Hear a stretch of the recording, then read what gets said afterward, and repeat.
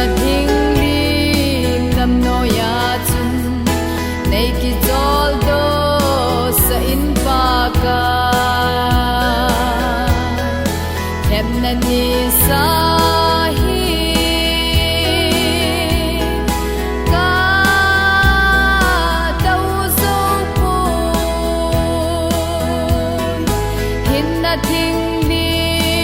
ำน้อยาจุนในกิจอลโด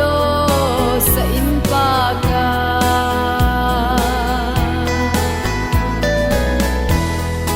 ในเสกิมนาโทเซาเตจุนจูอาปนินดีมาโซมุนเอหิโซนคุมอุเว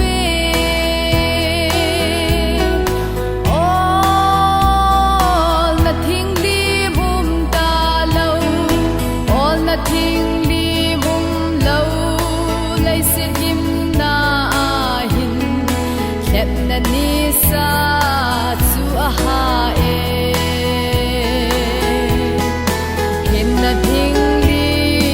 ดำโนยาจุนในกิจอลโดสะอินปากาแคบนันนิสา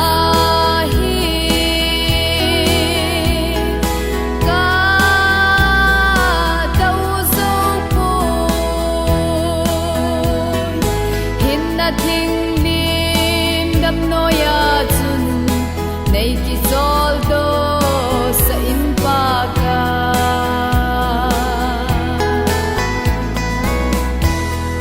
หินเลยเสดหิมนกำทีมาออลมุนนามเดียกฮอลเลออลนกำอา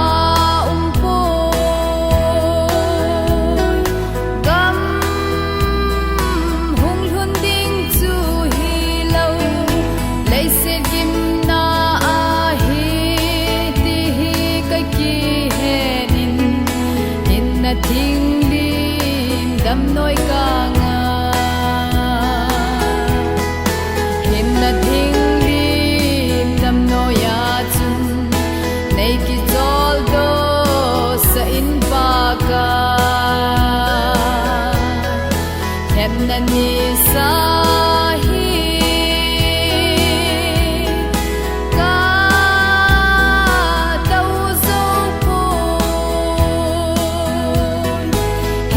ทิ้งดินดำน้อยาจุนในกิจอลโดสะอินปากา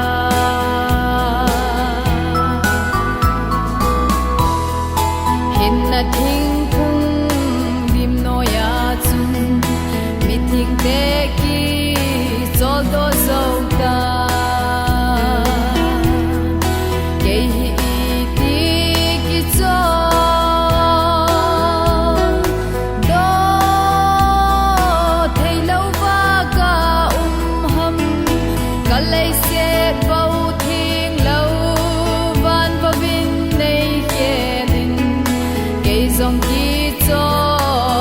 ดังกะเตเห็นนะทิ้งดินดำโนยาจุนในกิจอลโด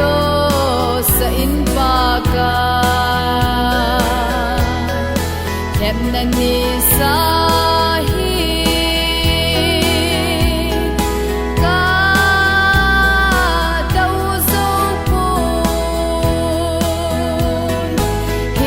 ทิ้งดินดำโนยาจุนในกิจอลโดสะอินปากา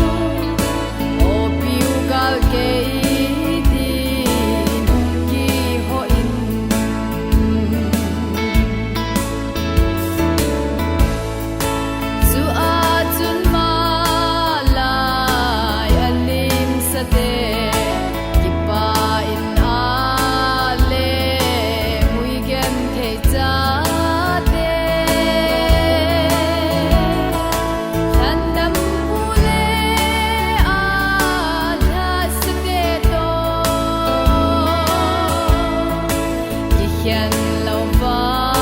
i len pha diu chu gangai ta ve piu gal gam no thau ki cha de le na khulai chu thi na pul do le ka na lo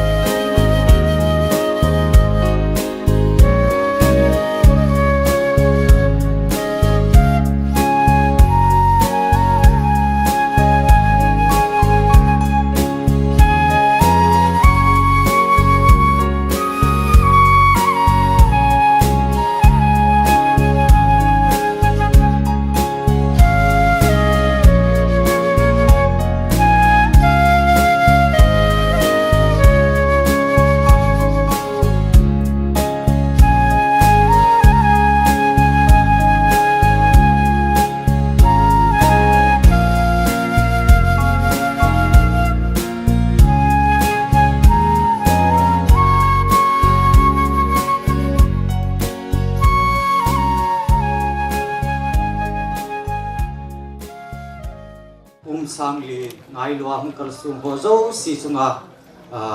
kan he sa num chu hi le program hi hobungin pung somni adingin akigungin tu hin program zong izam ba kita chaitan akita ban zong hi in tu hin som lakat hung pel tan pha hi pung somni le hung ki panin tin hi chima sanga chu ama ngai lua hung kal sung asu pi au anaw api apu pui tabang haulim na nei num pha nei num umale ki hetu tin pha chom cha cha inaman theu he ti ba chu ahung ki khom pi ho koma he sa na kan nei hin pung som le ni zowa program hung ke pati nga le hin alo thailom lewang chu chong hin tin pichiwa hobung lam kai hon an bu tung zuya program hi hung ki tola pha hi hung chi di hi ji chun pui tabang pha mangnum haulim na nei num o ma zong le ki phalam lo hi la cái mà po mà hong ki he sa theo he ti chu kan he sa he inga zui gam thing chu achi masa igol ten e nga singon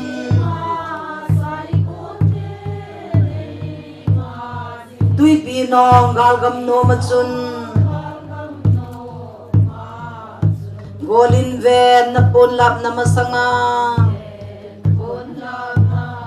masanga po na onem chu mai pa zon jinge kitai salam thoma ole te na masanga na hem thadingin hep na tui long zong le ki cha lovin ven pon lap chu zon jingin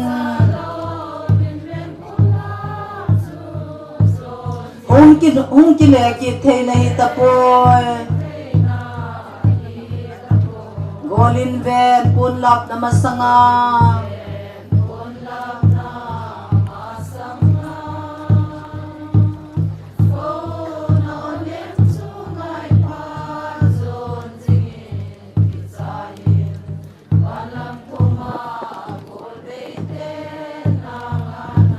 van bun theng no ma leng te ho chun leikana hin vevin lungdon puldova umte hi amu ve ahin samui aput jedin golin ven pon lap na masanga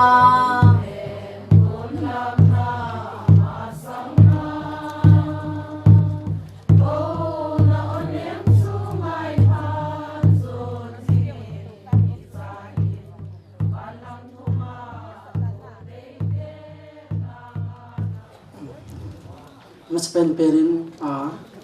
thi na man na chong jong le ita nga pha le pha hai adam na lai chan ki vil tu thei dinga pathin dam nei pi jiven mas pen pathin thangwa vin ke ho he ke ho le St Mary's dinga Jehovah classmate ho na kai khom pi ho ka hivin tu ni jingka chana thu kana za na hi le hin jingka mata thu ki za ji chun lo le pai ho na lo athona lo anum man mud hin la tu ni athu za phajau si in mo ki sain krai paw chung chang thu hi chom chak kan sai ro no min ma hi mi pata hin he su kevin se me sa kana kai khom sung rin zong aloi la paw hi ngai no ma jingin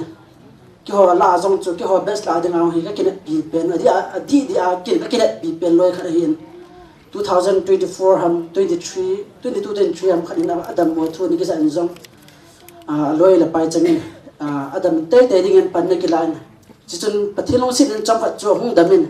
ama jong ki pain ke jong ki pain ain ta dong hin ki pa thu ga sen hla tu ni jing ka kitabanga gel pha o chana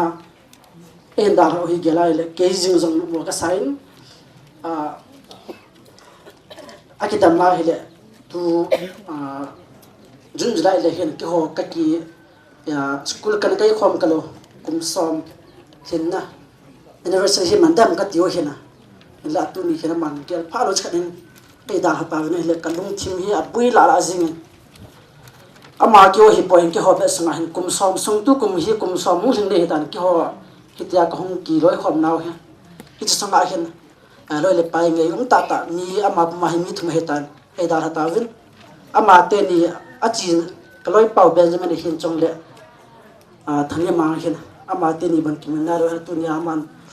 ไอ้ดาเราเลยไอ้ดาเรากิปุ่นมันไอ้กิปุ่นน่ะมาซิงตุนี่จง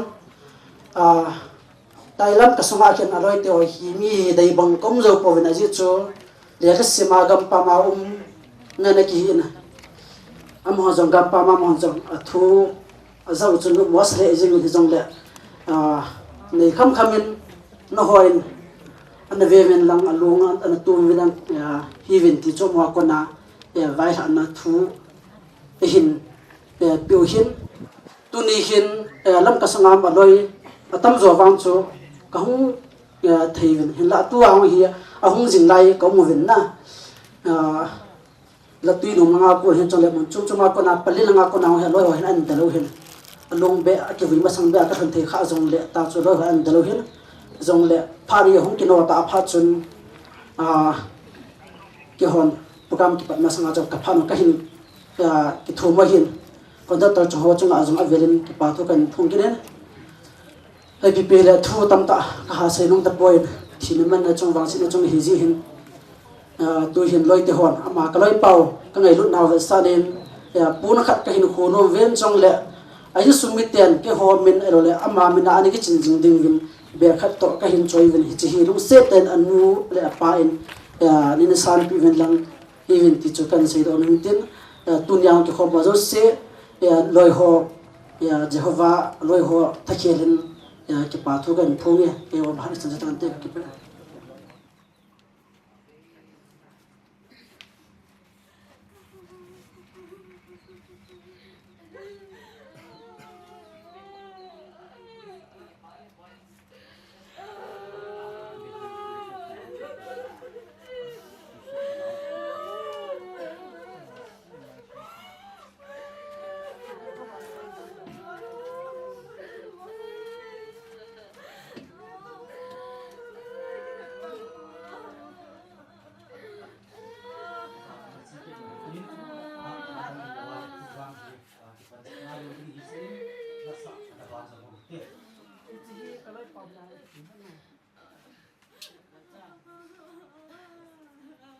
Upa khailun in haulimna in 19 upa khailun hi dunia ong talo Jehovah ding azong ta salama ding agang pahin aman sainu kane ti sin ama ki phalam lo hi la phat la ding in anago hitin ama ong ki put jing line thil khat sailen in zawa program chu baro apa tikitipian chu than lai wa pat thu ki za danin than hin sung atam si in baro ki pan thai lo ding baro zo ai pat lo wale ulang khu neu khat hung nong kai ding hi si a chu neu khat I program o I hin kam lat che tu he ti pa chu kan ya sa he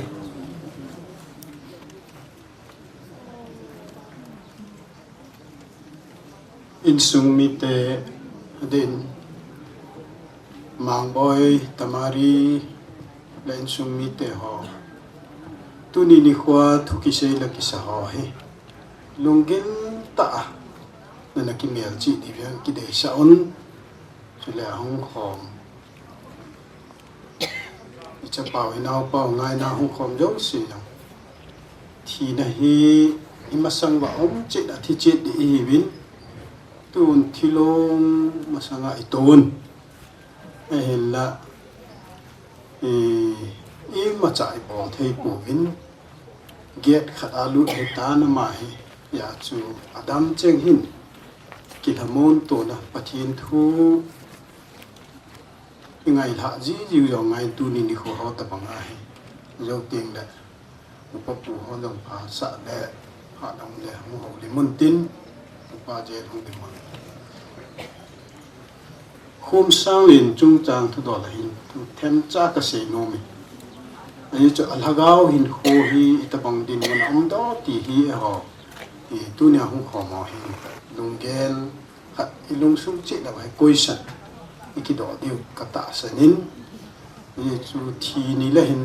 che alo the lo win mi ho hin hu kho mo ki gel zui na he mi he ma thi jo tiang la lagao hi hoi langa pitia itiam ti mi he mi he po win ai la mi hau pa le lazar chung changa chung lazar chu athin na hele wan ti tho na hong po win Abraham anga thut ta ve mi hau pa chu avui ta ve a chai na a he pe chu la mi hau pa na mun da mun mai di la gen the ya akibol chu tiang da Lazar chu Abraham ang sunga ong chu ipakai Yesu kam chang mo ngai na ja he he cha jun lungel tampi nei thiu na he he jun tu ni khwa chewa ila set piwa puli do pa he ama ta lo he pa kom hi ko muna ta pon along dam sa he le wi su kiting pa he che hi isunuwa apu ru do he mi na do la jun lo the lo nai yong het them na hi te ngai Christian te ama chung cha ka sei nom tu khat na new kumasa 2024 chun hobungin youth camp khat anabolin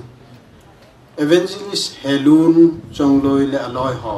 evangelist let ngam ho an ki thu ho mun ni cha te naw te ho hin na sa ta na boi pi ama hawang in muna pana anakile tho ji hi he cha chun tunia da la pau sang nin da hi anapangin kilela he chun he ji ke ma chun cha pang ho yo sim ki pa na ne chu nu te pa te hon kan movin ama chang ta chu ami mal chi na ki ho pi a ki ho lim pi a hi yong a hi di pon yong le he chen yam khat ki pa ne le lung mon chu mi nu mi pa te hon cha te a kon chun kan mu ani chan na hin gotia treatment ninga chi kon hin phabek kan ho lim pi ala ma chu ki pa ke in ka hen na hin khwa hi tu chung na dam lo hi pathin thil gon khat na hin khwa thil ki lo pi ta khat ki khel ni khat hin te ya kan ho pi ai la tu khat vila khana hung dam ma hin jem hai nursing home ma hin alup na hin chom khat ka ga holim pi ki ni agaw lam tu do loi ta sana ko na hu hing chan di do ho Jesu Christa hingjing pathin chapa chon se lo be pa cho na khela thi ka khela thi ai ye phat ta cha ka holim pia jing lang le se pan hi nang gelin lang I continue ki ding hi do yang kan do tin he kat ki ti hon ama ju hi nge ti ai le chom khat jo hin to district hospital ICU admit na hong ki boltan jan la chen ki khom lovin ga chebin jan la chom khat be ki holim pi le ka tin kalung thim khat he anum lo khat om ji chen khat bi ria ki holim na chen he jing nam tia phabep ka ki holim hon e ho hi ta sanjal hi ding hi tu ni ni khon nang gel la chun athi dinga igin chat hade ka gang pa hin ti yong gel mai the ni tin ipaka Yesu Christa cross a ki khet ajit ave chun gucha mi chom ni a ki khen be hanin khat pa na he thim pon khat chun ajit la pan a he them selin na hingjing pathin chapa na hi a het chu thil tam pi he pon ama baptisma yo na ki bol hi pu ya ji chu a hin kho chu gilo ta na man ji chun hiti chun hin kho gu cha mi chom mi thana na mang hi jong le Jesu Christa chu ha he sela a he na ta san na thu cheng ho chu hi chi hi Jesu na gam na lun tim le nin kya do ti ya chu ma hi Jesu pathin cha pa hin gam ne ye ti hi chenga he ja chu so cha hi ji chun tu hin nang jong iti ho hi gelin nang tu sang jong ประทินทุยเซจิจิวินลุงมงเสลานอมติงนลุกนจาคนฮีฮิตาจูกางเฮวาดำเฮวาประทินแล้วก็นมปีไอแล้วนั่นนัดโถยังออลฮิวดิน้องดำพัดแหละอามาเฮเยโฮวาคุมสร้างลินกิกิเยโฮวาฮีประทินมินฮีจนน้องดำพัดแหละตอนนั้นตะบอเยโฮวาฮีนั่นดอยตินนั่นนุบเลยปีเตอร์ฮีสัตนั่นนุบเลยจอห์นฮีสัตตินนั่นนุบเลยซามูเอลฮีสัตติกันตินละหมายเอาเมเสซุนแบงเกตสิจุนินลาดอกปีนซากษายติจุนแบงเกตจูกะลุยดอยก็เกี่ยวลิมน้องจูอามามีกำตำโลอีเจจุนฮิเงอุติขติที่หอจะเสียนายยองเลยจังก็เสียปีหอเลยเกมาดาวน์หอจูเกมาลุงเกลตาลุงมุนนะครับจูมานังติจูตาสันลินตากันนี่ทุดอลลาอนุป้าหอนยังเห็นนันตินจูติงแล้วปล่อยหมอเลยหินเสียนาวินตินฮิลำจุดเทมจะขัดกันต่อขาเห็นตัวเนี่ยหงกิของหอนจงเหตุที่วินาภัยเดียวจะไอ้จังจุดก็หอบลินโนมาเฮกี่ไปอากังปาโฮลิมนะโฮอินังไอเฮาวินปะทินทุลมาไอโฮลิมปีจีวินจงอามาจงอากิปาทุยเซวินอามานี่กังจากิหงนะกะฮิจงเลปะทินทุพัทยาลุดินจงมีกินจงพัดจุปิดูตะสรุมินtu hin abana phathu aumin mini secretary na pa na phathu mumziin amho phat mangdingin ikaw tawin he yo sin bon wen jingka pha kai ho hi le wal hang jehova khum sang len au pa jang min hun ana to pom pi ho mini secretary po sa kuna khung ka he be cái họ chỉ bị đa na hiện in sunga medicine có gì nông tiếng là hiện uốn khát cái sự bị gì vậy so in sung mi để long uốn họ muốn để là anh biết thì khi là tao bảo mà cái lối họ sẽ phun truyền so in đến cái họ phun truyền của in đến cái họ phải sản xuất tàn thế và sự nào từ sâu đôi một sao đấy là sao lá chỉ có một phát medicine có gì ni rong đấy anh số mi để họ tham muốn đến đi ra thế vào ăn đặc biệt phát hiện mình tham muốn tổ thêm gì bênที่เราจุ่มจากโรงละพัดขาตามในวิวเป่าประเทศจุมันจะเป็นทางบ้านนะเป็นภาษาฮีเกี่ยจุเขาเรียนได้ว่าสุดที่เขาไม่ใช่กับฮิปโปตะโกนป้ากังป้าว่าเขาเรียนบอลป้าสุดจำพันเปที่เราสิ่งที่เหตุเลยจุดแรกหันไหลหอมาสักกิโลโลซีว่าสุดพัดนาทีสุดก็มันเดินหินจำจ่าเขาเรียนกันตินกังป้าเขาเรียนจำพันเปน้ำมันดีเหตุยาโกนัสอามาตัวเนี้ยมันตะโลผมสร้างเลนจะเขาบอกผมสร้างเลนเวลาเกมานับประมาณที่ห่อก็โขนเล่นเห็นแหละสองสัปดาห์Evangelist เฮรุนและลอยห่อตกเกมอันนี้เวที Evangelist เฮรุนปอนกระบอกบางเวลกลางปกเบียเกมอิมาอินเกามินอาทิตย์อิตาบังทุกส่วนเฮดำแต่ละก็เฮปุยปาติแล้วก็เซปินไอทีนสปาวผมสร้างเองนี่จริงก็ลังขวางสังเกตขวเป็นที่ก็จะรออามาให้เกมาหนับปังในหินเห็นขวดานอามาถ้าเขาเห็นขวดจังเกนแห่ดำก็จะป่าทางปีสุนอาตอมซอนคือสตาร์หุ่นนักสาวเดินเก็บป่าแต่ที่ใจหนาเป็นหินอาจุ่มเบะจนอามาให้ถ้าเขาเห็นขวดมาสู่การเสด็จจุ่มเบะกระบอกลำจุกกระแฮปุยอดีไอปีละกันปานเอ็นเซตายมีกำทิพมีเบาเบะเสโลที่ด้านที่เขาจันเซตัวนี้บางส่วนเขาส่งมาตรงนั้นที่เราทุ่มสร้างต้องจากเกษตรนนสุจะเกี่ยวผมสอนไปกับจางลีแบบอาเห็นเลยเห็นคนในป่าประเทศละที่ด้านที่เช่นแต่ละคิดผมมีป่าเห็นคนส่งเกี่ยมีจ่าแต่เห็นคนส่งเกี่ยประเทศเนี่ยอันนี้ปังเงี้ยอาศัยตัวนี้ฮี ha sa su ko ham acha naw thia ki pa adi lo ha sa salo de kai mai po jong na pathian bai bon ki chen ta ase hi jas anei pa in akila hi ta jas par ka ting la pathian in e ho zo i hin ho la so ke de pa ka ngai ki mu to diu ki ne ma hi mu e man zo ba ki thamon ham diu te um ka sai ama jong hi Yusta hinda anei te di kata asan IP hila ai ko nei pa apa akila ahi e hon ngai do ma ba ti jam la ke hi pathian thu ka se ya ho na jong ka thu ka se tem la pa ka ang hon dikal ka nga le ti ka se ji la bangin edat mo ket ka se je le si na tu lai ta di ki ho ta ba heart problem ka nei ka hat ka thigu ya pipe ki ko ipi hagum sia selong check up ka chi ha sa ka sa ma ka po ki na lampi ka chi lampi ha sa ma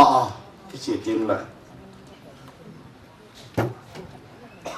resi la hin hi bi ha pa pat so na ki i sam chun pathi ri nga ka taw na atam za ka taw na pa kai ka hin ho hin ang kila nang ko ma uma asuna zam to lo nang wa chai di ka le ta na la tai le se na ki pa na jong kim thei lo ti ai thum hi di ta ga le to la hi ka lai tu ni cha pa na pa so ki pa ji pa ka ko ma nom ta om di hi ti hi ki gel le anu pa hin chu le aso pi te ho e cha nam pa khat ge pa ka ya ki samon ti ka ta sa ki so na ko hi lo tu ni hi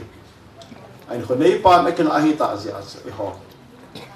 I ma sa e bo thi om po khan la khat tia hi ke thamon to ba alom yu bi chi ai jeng ni chun no da pa na naw te ho hi bin to la ni te han na ko hi la so me te ho zo si pa thi ai no nei pa na ke la hi ta ke thamon ham ti kain ti lo ho no men chuan ka sei be nom kit chu ma hi to a hin khu sim chu chom cha ka ga da hi adam no no hi kho thei ma wa si chu da ka sei ba ma ki jan na zong go ho ti lang sinong lang chi ha sa ji chela pathil ama hin kho ti pi na cha hin ta ji akela hi ta ki hamon zo ti ni kai mene ki ti lo ho no ben ni chun ka sei ba ma Bible patasa iba na hi na hin ho hi pathin atip pi khela koi ma cha ti hin los pathin fix about so okay a part of a bona ni ko atip sa ye to pathin tip ni ko hi tia pathin nai ke thabon jok ti hi ni pi ho zo se kan ti lo no me ai ni pi ta la tu ne adam chengen zan tha zania daily bread pathin long se nen ni si a Bible sim ko kum som thum la kum ngaran kan bol tai thon lo hela daily bread ko kum se la kum tha la ki choa ken ka sima kas kain ko te mo na ka hoppi amon mang ke banga regular ta asim sim lo ka help daily bread jania ka sim na asun na sa ta ka hin khatong khas pathian cha di ta ka hi ti hos ni se la Bible sim te te apa Bible tu ko sim nom lo pathian cha ka hi la ka pa Bible ka ngai lu lo wa he la cha ka hi na pa chu koi san ma len ta di lo bai thi pathian cha di ta ho chu ni se a Bible sim te ani na ni se a tau di pathian ko ma tau de ha sat na ki pa nai pi he la pathian ko ma tau de chu la pathian cha di ta ho chu pathian hoi na ngai lu te pathian cha ka hi ti wa ho in kai ding I don nom lo ho hi ke ka gel ka lo ma dong si icha mai da pathian cha ka hi ti a ho in chui ham dam mo be si ham bi ham si ai kai lo la tho kha hang pe ai no phat phat da kai ki te ho ka pa in su ka ngai lo ngai so cha ka ya ke ni chon ai che chu anin ka sim do ama ba ko sim jing de ama ko ma tau jing de a ho in ka ya thanon ta pa isu to ale si na chi chu I thanok the lo ba I ngai the lo ba wan lo ma su ti ti thanok ti lu รู้จักอีหลุดเดียวกันนะจะว่ามีเขาปาละละจะรัสเป็นจ้าเสียบังตัวนี้กี่แก้วต่ออีเห็นลายจงฮีประเทศจ้าอีหินเอาฮีอิสุลาประเทศจ้าเห็นอะไรอีหินวะมีหอนจะอีหินหัวคนนะประเทศจ้าแต่อีหินแห่ต่อที่ฮีดีต้องจ้าก็เสียโนฮีส่วนดุนยาจะป่าเดี๋ยวว่าอินลาหันเอาจุงจ้าก็หินเห็นว่าจะลงก็คนได้เลยอันนู้นเตะหอมีเตะหออาหารกาเบะซึ่งก็แบบเดี๋ยวให้มีลงหอบกันก็เห็นจะต่อกันก็การที่สุดเลยแต่ซาจุกไปทำไงเราดิกินไงมาที่พี่ลองประเทศน่ะที่ทำมุ้งหามาหมดที่ตาวมาหมดที่อินสมิเตะหอกระเดียร์โคนนมเฮเอพิฮะเกี่ยอะไรตาวน้ำมันที่กระเดียร์ตาวนักจับจ้ามันที่กระโนมินเอพิฮะมาอินสินนั้นนั่งเกี่ยมาเอาเกี่ยประเทศนี้ก็ต้องตาวมันก็ไม่ลดนาดิมที่เห็นระหว่างกระบวนจะดีว่าหินซิงตัวน้องสั่งไปน้องแหบประเทศตัวนี้ทลายกับเราเดี๋ยวหันสูงก็จะเป่าเดี๋ยวว่าอินดาหันเราจุดสามก็รู้ว่าเฮมินบอกเท่าแล้วก็ในตะปูกายขัดแล้วก็หุ้มข้อมูกว่าอารมณ์ก็หูปุติโลอดัมบอกปีเทก็ในปูเป็นประกายที่สองนะอดัมนั่นไรจังสีขัดขัดตาฮีที่วิวตัวเท่านี้ก็สิเป็นที่เราจุดสามให้สองเลย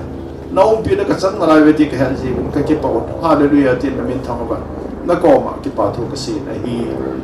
ป้าไอ้ลูกนาเดียมตัวนี้ก็จะเป่าก็น่าเป่าสุดที่เป่าอิดาฮันลูกจังสานี่ลูกเสียแต่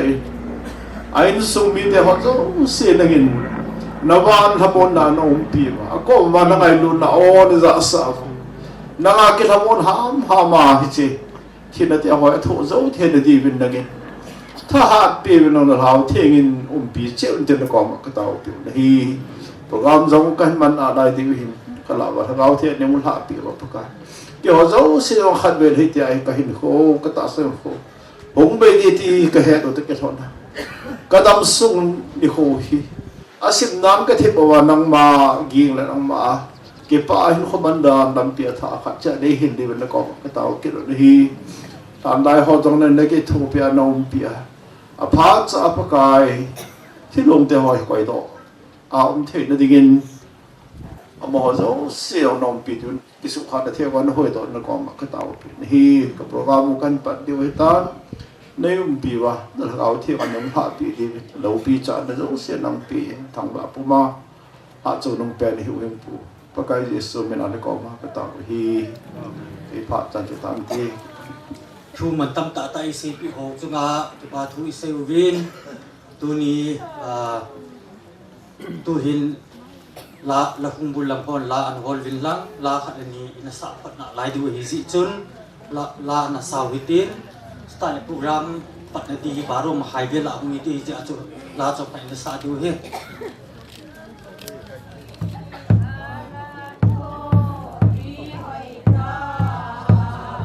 alo pize koi man sei zo lo cho a ni hum ngai lo thing na jong pul ngai lo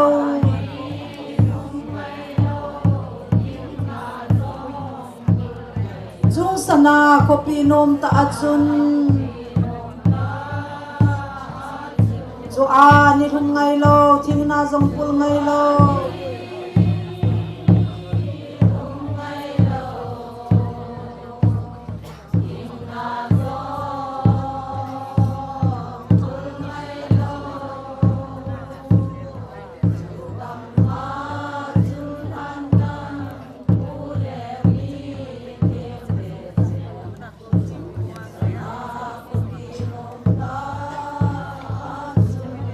Kama lem choi hui him pa le pakai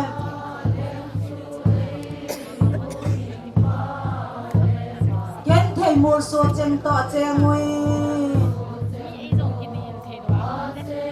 so a chun a si bangin a em sel singoi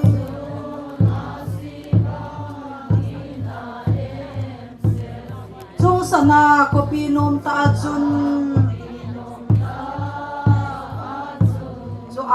ni hum ngai lo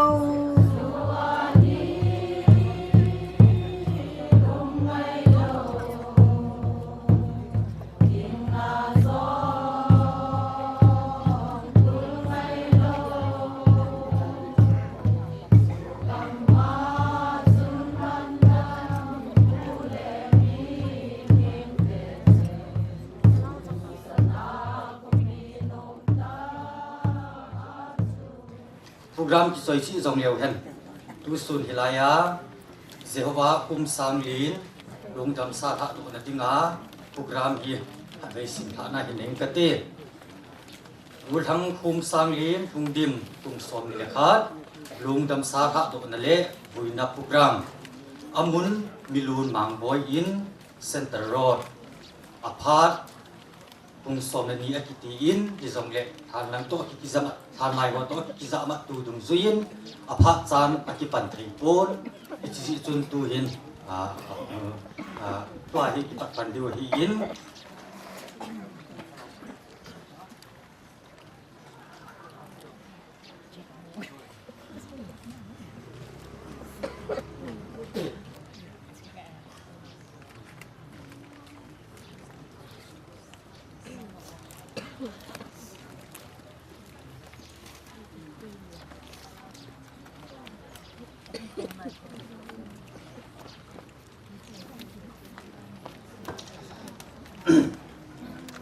ani hu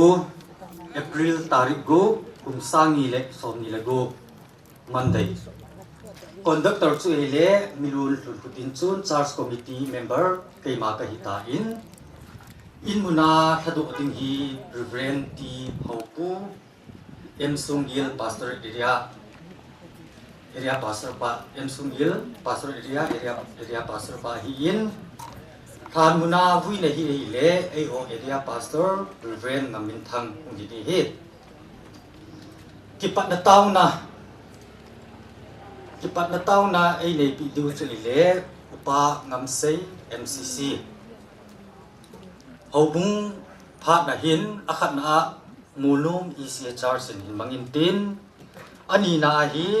mulum Christian church in an mandi hi amon an man chai tingo le hin evangelical youth department te phat akipi in ichi hi pi bola ki pi ham itiai le hin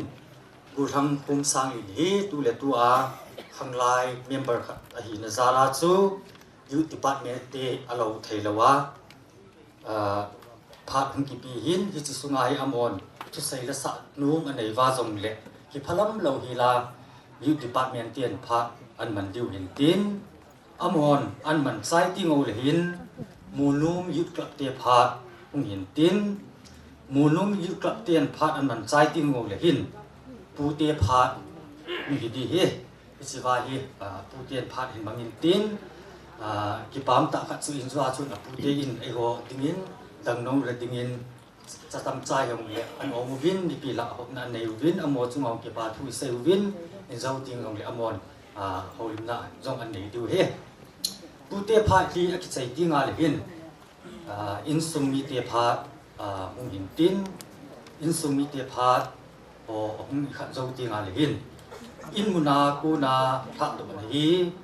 reverend T Hopu M Sungil pastor area pastor pu in an mandi hi e tha do na la hi le hobung la number zani le som le nga meeting te chen dalam lui izo wi ila hi tha do na la mi pin isa pom de in tin cross puding chu hi le upa ngam putin lal ung hi di e than muna buina nei ding chu hi le ai ho area pastor pa reverend ngamin thang ung hi di e so hin chita le program hinum te mango hitin APP le ikipat masamuvin thana pa apu ki sadana chun 115 gel program ban din ati in yong le ai ho num ta phai man the ding wa chu leo khat ni som ho ma je ma chu kan khalin amo sai bangau ni chi dingu ai ho nong phat nong chu phatai zui dingu ta chu zum zala I chi the ding wa chu kan khalin APP le kipat na taw na upa ngam sei MCC in ai nei pi zo zo le hobung te phat na sang la khat sa ta diu tin na chu ten lang le a timing pa so ki just to tin chi a chu kan in tu nei pi le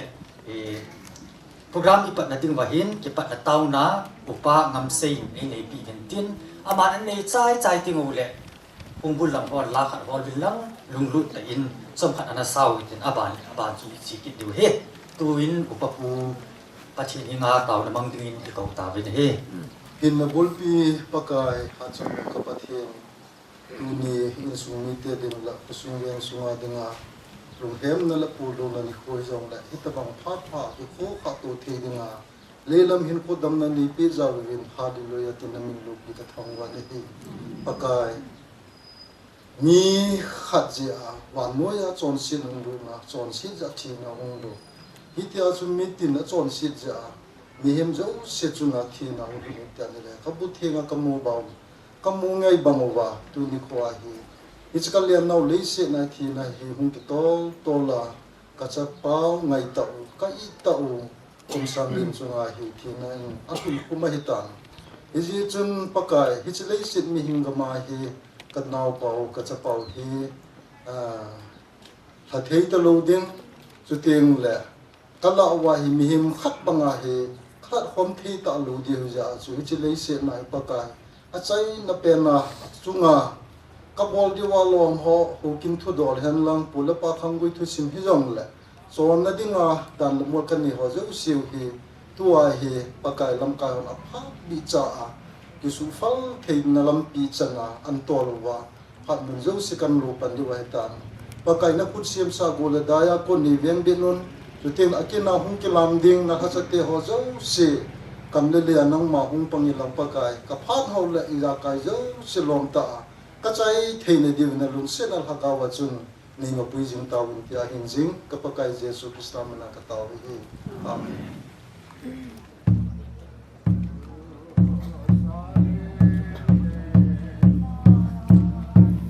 tungin ka gel tan moy iti tale gim kadan ha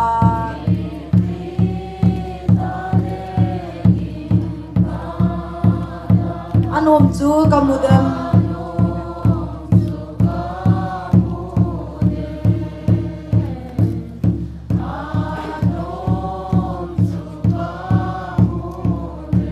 akul ni sasanga wa jo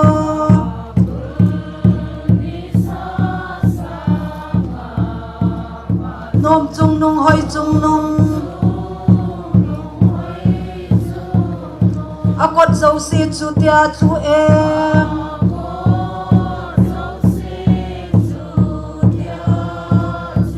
alam lin sa na em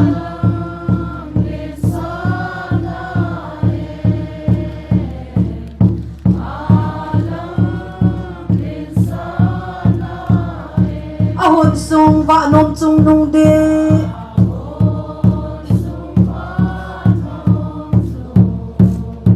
hin thingin hoi sa so chu tabang khopi hoi nom chu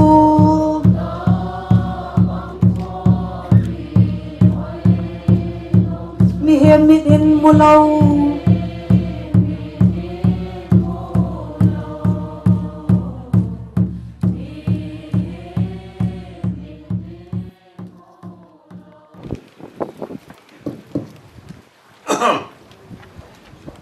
naman na tu zong le pat pa pat hoi pi wa program te ho pan te ya ngai du te ho changin up te ya ama ba choi na sa te ya chele ho bung kin le pastor ho bung ka cha ho pu na ha do na pat te ho ipat te ka si win ke da bong pat pa pat hoi pi wa pau pathin avelin thang wa na pi vin he kin tu jing kala ka za a ipiham thi na man na hi yong le lo pi ka sa ai le wa le lam khana ki pau mi ti de ham ya kana gel do pen su zan hi ho kong zo si in Easter Sunday himangowin program ki bichit chanin jing kala panen zam chanin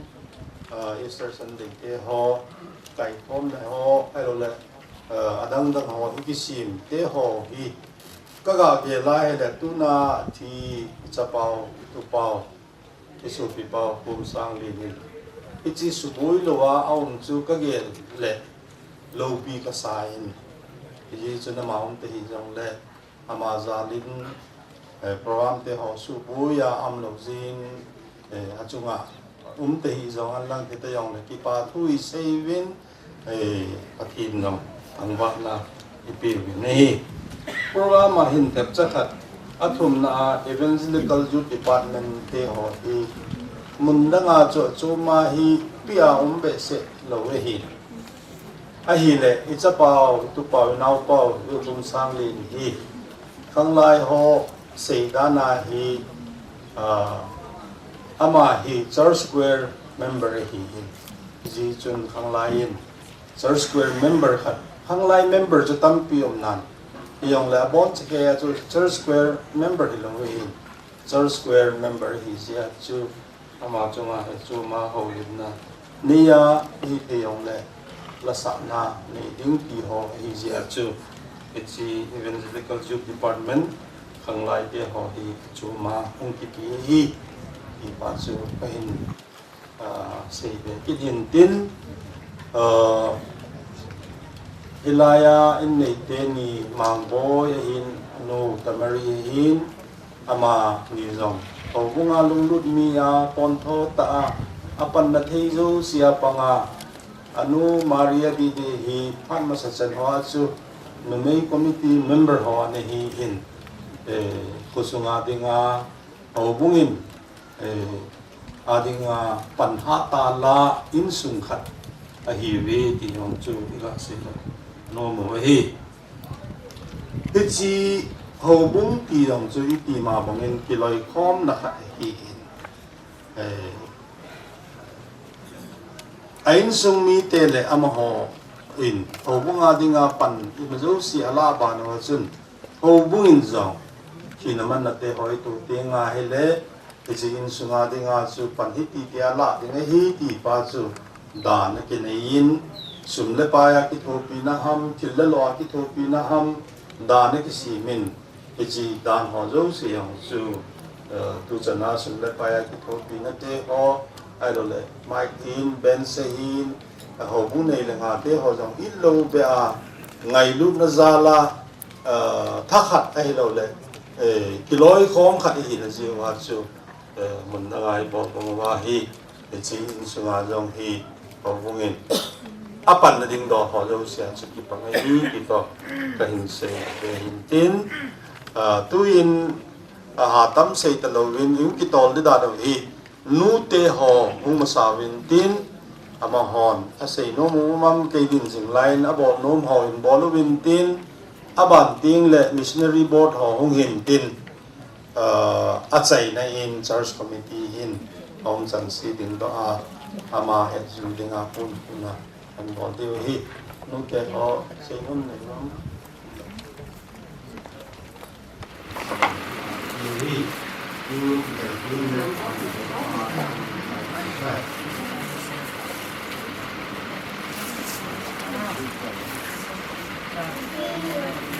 Chúng tôi chọn bảo ngon một cái ăn hồn hoặc là yêu hoài để cho chúng tôi chỉ này là quá sản xuất lại sang là yêu hoài để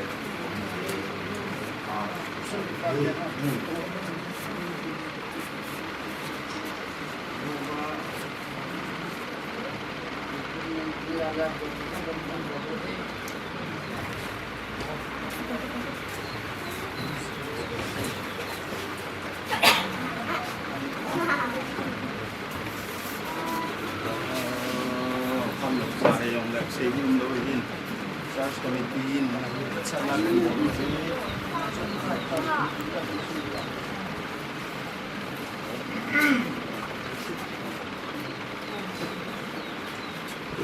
tuna he nai ki sedam takila ha sale zengin china he bible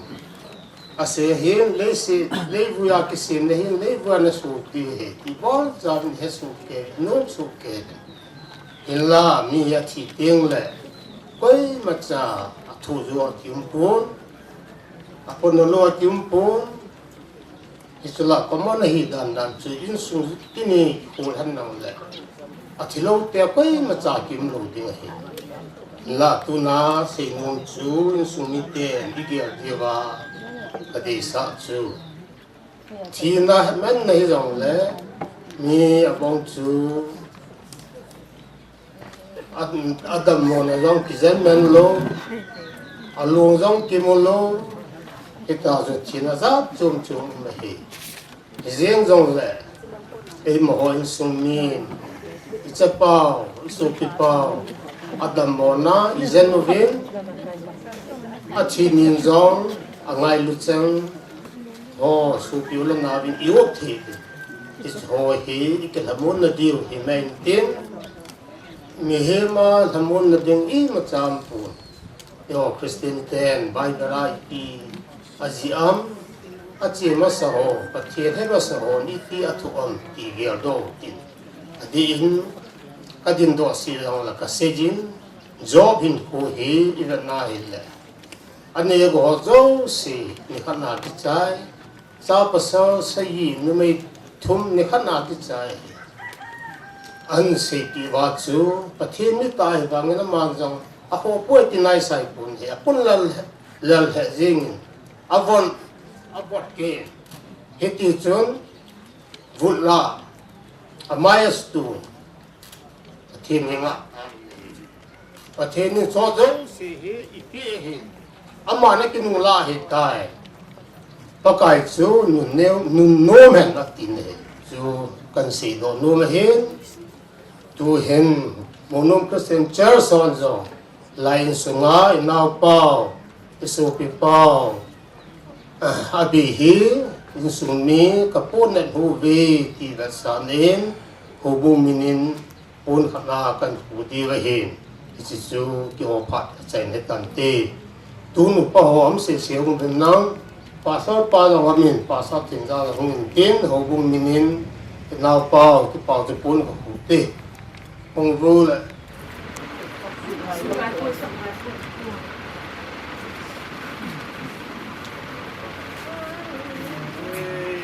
Mulung Christian Church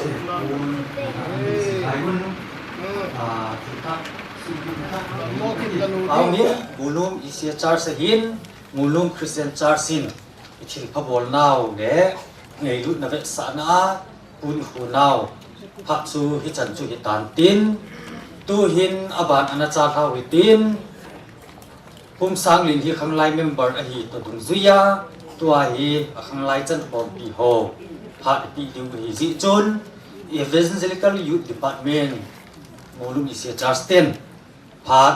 kila dingin I pau ta bin a hi UID te pha pi ta ve tu ni khwa isu pi pau inau pau icha pau gulang khung sang lin hung dimin ei da ha na chung wa hin khanglai chan khom pi hon jong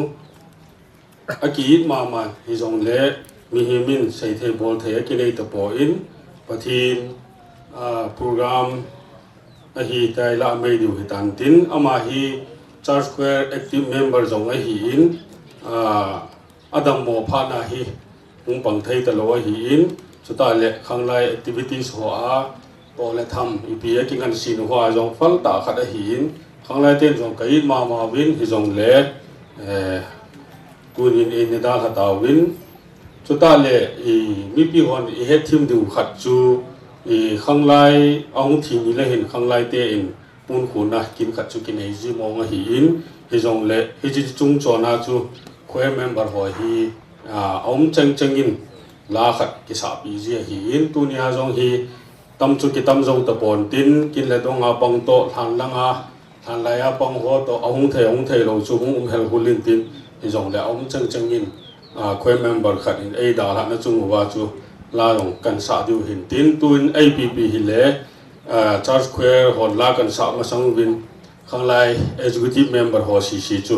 hung win tin khanglai mi ni pun khat hin khu win ka ti hi chika chun khoer ho chu helanga hin hu ki gol dot ki gol san long bin lang pun kan khu chai u le la khat kan sau le chi chu khanglai te phat hung hi de te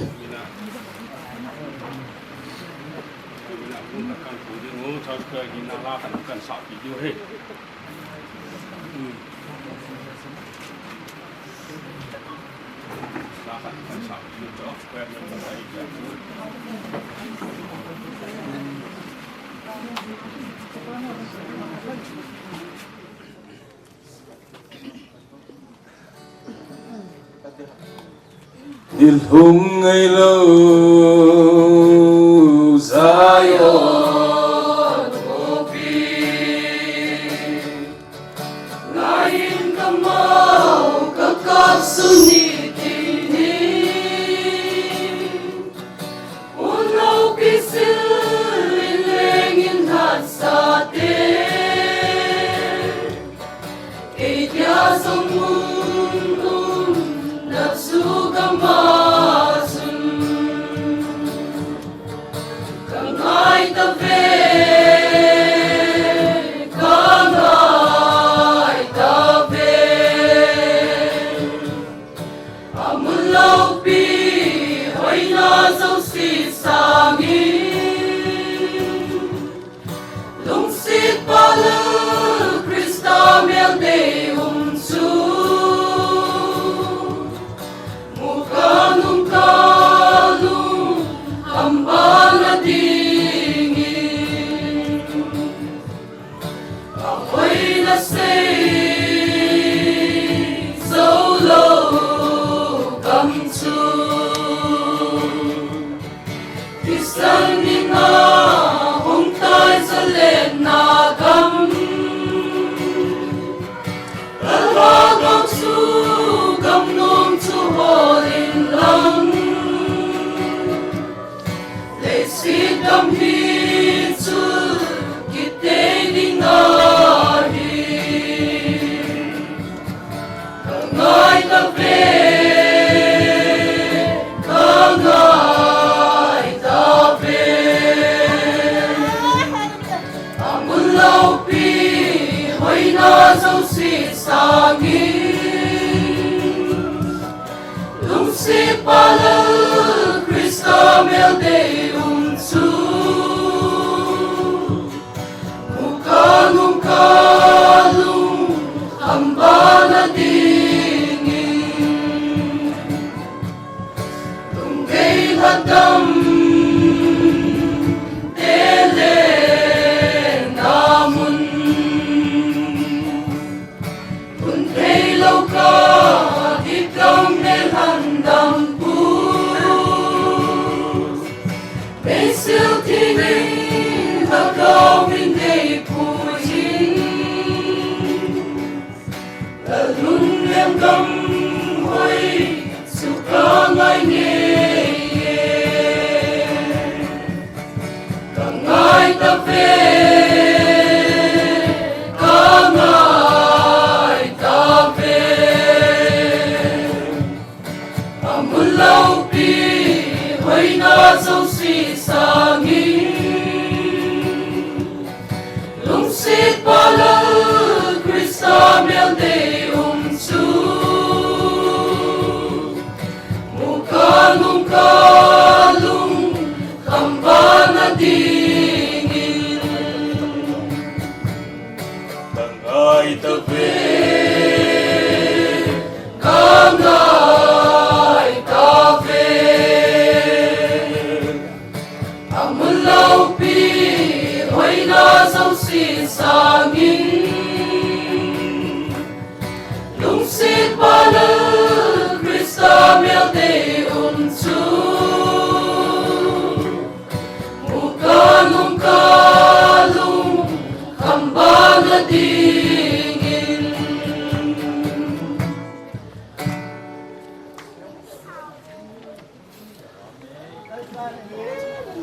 Kamlay hon la an sa la sa ho ingaya tuni thilum dan ti ho to ipena lehin tasi muisit jong umin thu lan jong umin ahin la tagaw lam to isaya ti nga lehin tua la kisa chu thu tai gel ti nga lehin la simpan asim na amul le alo pi na ho sangin ipakayu Jesu Krista amun na pa le angai chat na pa thu ho ihe thayuvin sa le hichla hinsa a mulung khang lai ti ho chunga zong ki pa thu i sei win ma ba na zong tu sanga hoi zo le phazo a pathin thu le la a ahum ki man cha to pi du win zong dei sa na i in nei win tu hin mulum yuklap te phat in a pi du hita in mulum yuklap ten phat ung la min tin amhon an la chai tingo le hin la khung bulang hon la kha an ho lu bin lang mi pi in la khat ina sa na lai du in tin chita ya ban program chu hong chi na lai de he tu hin mulum yuklap te in phat hong ki la bin lang ki thalam lo hi la amazon yuklap member khat hi na zo la chu sai lup na neu bol lup na neu chu ki thalam lo hi la phat hong ki la divin yuklap te phat pitawin he amasan medicine khojin na hi jong le ki up tu thading le ke thamon tu thading a damnai pi jiwin pathin thangwa na kain pim sa penin wang silung ta le din chat pha lo bin bol hang jehwa in ai da tha na chung wa hin ayuk lap chan hom pi ke hon jong ha sa ka sawin in sumi te kalung hem pi win kapo na ho ve ti hi ama sa pen ka phom dong sa pen no min chule leisit mi him lunggel hilawang kaloi pau hi ka it hle win chule ama hi dam jing hanang hi le ti hi kanu mo win aban le ki kimang cha khom jing theina lai le ti hi ka dei sa wa hin hi jong le hin khunai pa pathinin ama gon dung ji zo in ana chi lata in ke hon jong ka it hle win ha sa ka sa the ve ti jong hi ka pom do no min ama hi adam lai hin yut klaba than lai na hi han chule than la thina tauna tha na hi han chule mongnom yut club social work ai lawa le yut club activities adang dang ho zo sia jong hi gunchu ta pan la jing kha hi ti hi kapung do no min aloi pai ho tinga jong kitil khona le vetan thei ta ya vetan ta in hin ku mangi ti jong hi ka sei do no min hezin chun yu club ten jong ama hi mi man tam ta kana yu kha hi ti jong ka sei do nom kinin kai ho yu club ten jong kapo na naw le ka ngai lu naw bet sa na yu club bin dan kana na yu kana chi bi jing pasuna yu club member kha in thina a hin to le tangka sangkhat le zanga le sai pi koma tom ding ti kilol na kana nei to ki thonin lamkai to hom pi lamkai hon hi chu enjoy tin hi chi hi kaloi pau chunga dinga ke hon tun ni kwa ka bol thei su le ka vai tha naw jong hi pe ding hi ta hi chi kain bol chai le ka phat chai na jong hi pe tan tin a hi thei dinga le in sumi te mi khat en hi chi sumi e hung la pi devin ka hin te me in sumi te khu chu khulanga ka khu diu hin na ila hin in sumi ten paisa hi hung la pi devin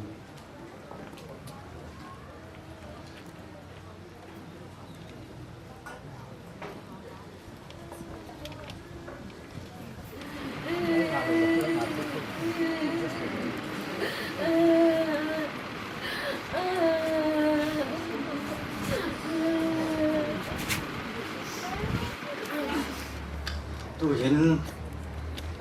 khang lai hong phat hong pi chai tan zukla phat hong pi chai tan tua hi pu te phat mi di hita in pu te phat ki ti le jehova kum sang lin tinga anu num sang lo ho anu su pi ho phat hong di ta si in pu te phat mang ding in jehova pu te ho ong ma le ko ta bin he katupa Zehawa kumsang hi ralding ahung hai po penal pai subi chipai kapong chen rosen ikai hi Zehawa apu hai hi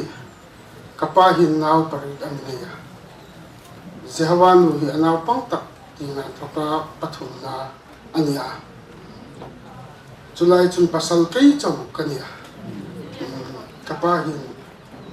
2012 kan amiti Santa Boca kehi apum sun kan tatika kasu prilisin la kan isai dala kan uma chun Jehovah hi apuwai hi angai na kelem chu anum hun ami soi sakanu hun anum danda ami bi lak kania kanin ngai kopela ina hin kaku mahin chu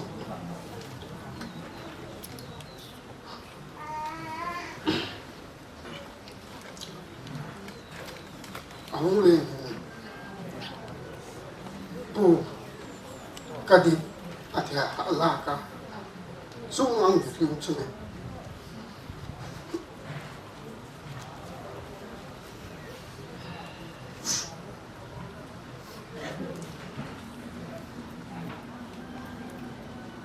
ngau pang puhan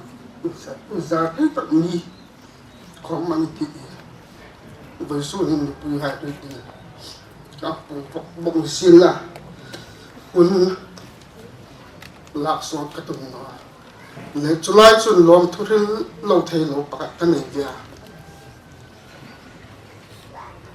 các tu pa là đam xin là thì ha mang ấy là này thì xem các tu hai po chung à lom thu cái thằng Philbok anh ấy với số này anh phê đàn anh ông đăng mệt à thì người thì tuang người thì pu hai in cái niệm mar đàn nó căn thô đàn chun pu thiên pu du căn tia chú xem những người này kim tí căn ai hun ai phê đàn tăng lắm mệt tới căn xem nó hun ai luôn mang ta khát chung thô trong tận lòng căn ta anh ấy rồi cho tôi hiện kan tu pa hi kan mangya kan ngai ngan ti suk lang nei na pu hai in vai sun hin bel le thang su pu in khum kan ta ama sa taken bel tolerance le ka ti thang su pu in khum na hun lang mang kan ta chu hun mang ding in pu khu min thang pu ngam se upa ngam sei pu lang rem vel le pu trana le ri hai kan hu pe ka sin la kan tu pa rong chunga ma thang su punin ang khum kan ti keni hi vai sun hin kan wang yam kan ti ding le ri ha hi uparo lu phil kat fin ka ti hilai hin munu ma hin khong sai in alo via an ni hai khomin an tu pa hi kanek manin hilai a cheng hai hin an ri ching karinga achan chin khom thrilan nu mami ro chu ei hun enin ei lo in tar te em lein an ni kan chu hun la ta nong kan ta naki ting le thoding dang phal ke nin mo lo phur kan ti an mi ti pe ka lo mum ka ti le ni hilaya khong sa in thui tu hai chu kom khan lom thu ka su thril bok ni ro se ke ni hi aming phuk dan kom hi la zu khin sang ka ti Jehovah kum sang din ahung suki ahung pingkan api in ahung ritira kapaku ma aming isak din ni ahung dia kapakalo kopila aming apuk masatak lawin diknoa aidan lawin ang nomet lekhan aman traki tak kazuk pule pin alam digno milang pu thapeng no ro hi kai ni lam dana iming hi amasa tak dinga ni hutia apu no ka voi ni da kom alam digno no alam khentir no ka avoi thumna kan pu dik chawan kan tu papa min kom hi chung chu kan nia kan u nu kom hi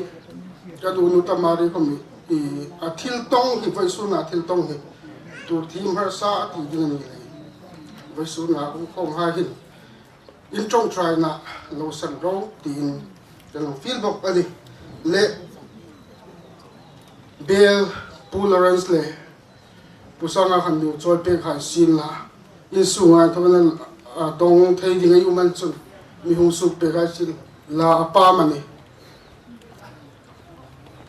i pu hai kan tu papa chunga kan tho thei nu tak ani ti hi ani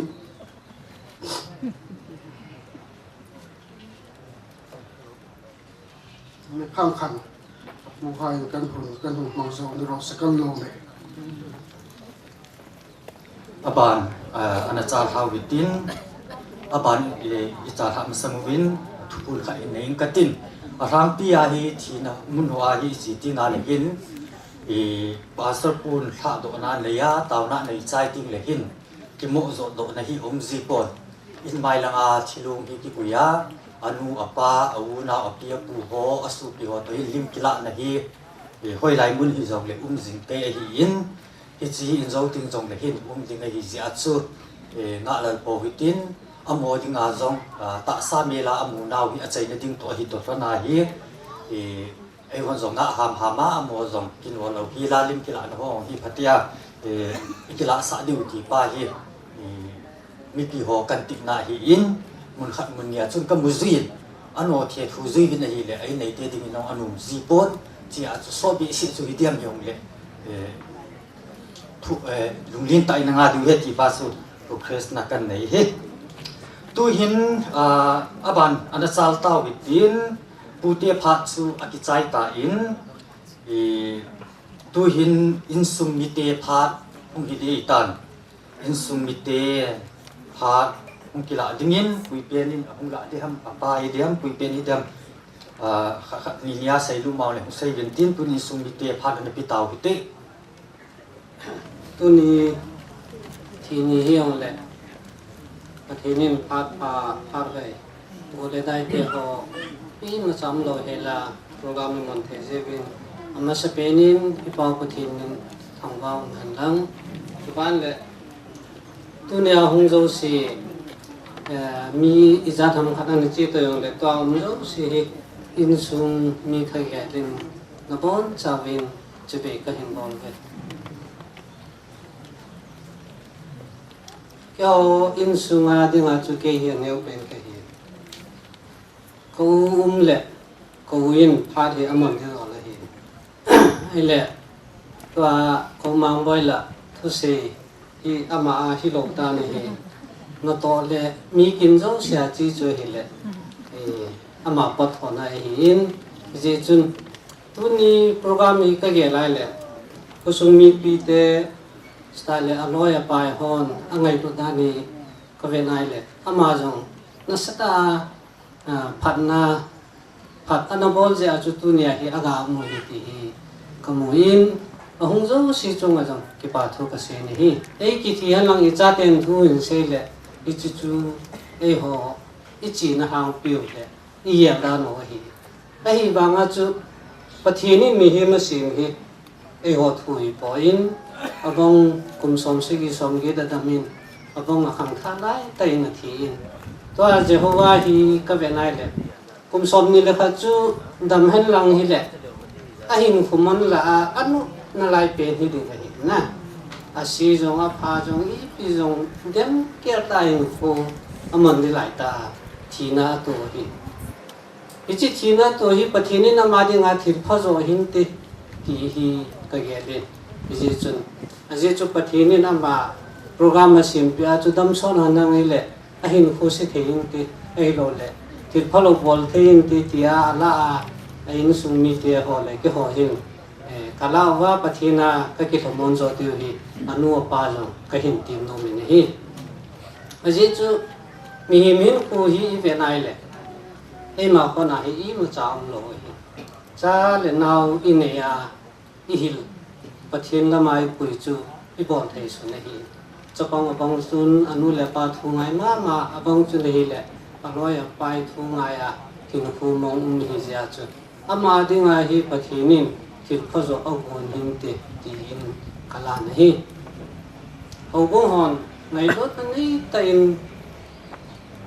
na ha pi win tunim program ni dong bong lo win I kai chu lu ni I chu wa jong usung mi pi ten kon thong ta le ngai bu tai nom ti win สิจุนโนโฮจงสิไงลุนhi ka ve nai le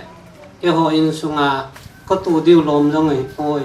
ti in ka gelin hi chun na thil pha bol ho hi pathinin avela somin pathen bu hen ti chu pathen ko ma I taw na hin ta le tu nia hi program in kai chol le hi ka ve nai le ke ho de nga jong thil pha khan in ka lai aji chu au nu hi kampo pya ko na him de la hi ahim de le azo chun ko phone le ku ki mon kan khatai ti ku ki monan pa ko na to hi pung ma khai pung wa le hi tain hi chun I program mu ki chei ma sang diu chen hin hung hung man mai theng te ti chu ka ke yam na hin hi chun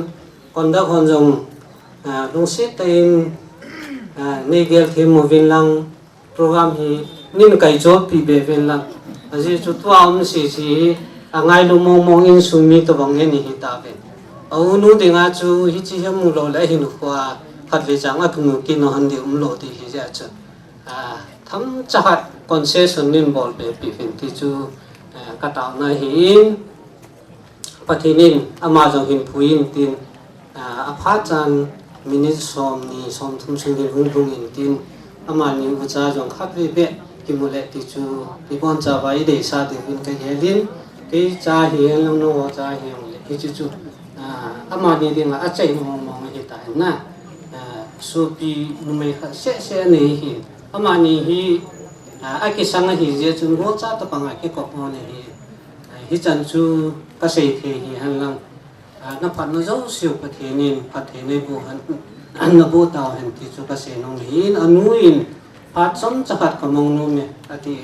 mi no in mi pa sa nga hi changai lu ne ha ne zo in ama hi phat som chakat in piu te masapenin na bon wa chunga ki pa thu kain sei masapeni thu chu sei lo the in ai wangin ki pa thu be ka sei lo le ke ya dinga nup lo di ja chu kong ding ai acha pai mai thil pha ma bol zo hi to le a chu thil pha bol hi na tam be se vi nei ki pa thu sei lo the lo kai pot again pa lo lang ai ma adingin pan na lave ma hin ve si in việc thum việc ilang athiding din muna zia dam mo zia hang dam kit zia hin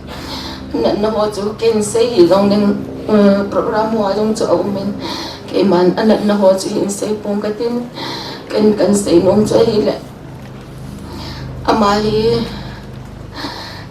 ahung dam mo po ai le au nei doctor ne ama hi akin pi ma in ata sanin anak po le ka une phone in tin ta chu I phone ama ko mai chi ai le lung lai sin aman zong ngai lu na nei ta in zen sin ama zong vial tam pi ama na zen ai in zem hoya ko ka zi wa hin zem ho ite chung along ki pa thu sei lo the hi po ke ni ka mai le mi sa nga sao so zo ka zi wa hin ai wangin atam zo ai fe zivin ai ngai tam zivin hi mang rom lo mai ngai lu ni hi ka ke lai de aka le ka ki pat lamin ka ki pa in zem hoi te chung along ki pa thu ka hin se hin tin chule ne ne chung a zong a chum pe in ama apoi mo dong zia ama ini ti lain zong ai ve sin avezi in ngai lu na nei ta in zenin ai le ama chunga zong ki pa thu ka sei e chule tu chunga hung dam wa hi atle sam hi ja chu thisen khai hung ngai ji keila amuna ama to ka ma ka zen hi in thisen hung poi mo e ti wa hi le ka su pi ho zo si ka su buin saidana apu te hi in au te ho au thim ho anu ne ho akoi zong le ama ho zo si au te ho ama ho zo si in panalavin Ama ini wale levin ni wan zong ngai lu na nei ta in antisan an pivin ka zong cho ngai lovin itihin som ni lang pading ba khet ta he ka lung buin ke zo ta he chi ho zo si chu ai apvin ama zong adam na di ham itia kinem ta ki umai le to hi amala dampi talo ai wangin at sungamin tilpan na bol na ho hi kay hon ka sa diu ile ka sa zo lo diu ai si atsu patinin na bon sawin ka chungwa na pat na ho patay na bovin tin chule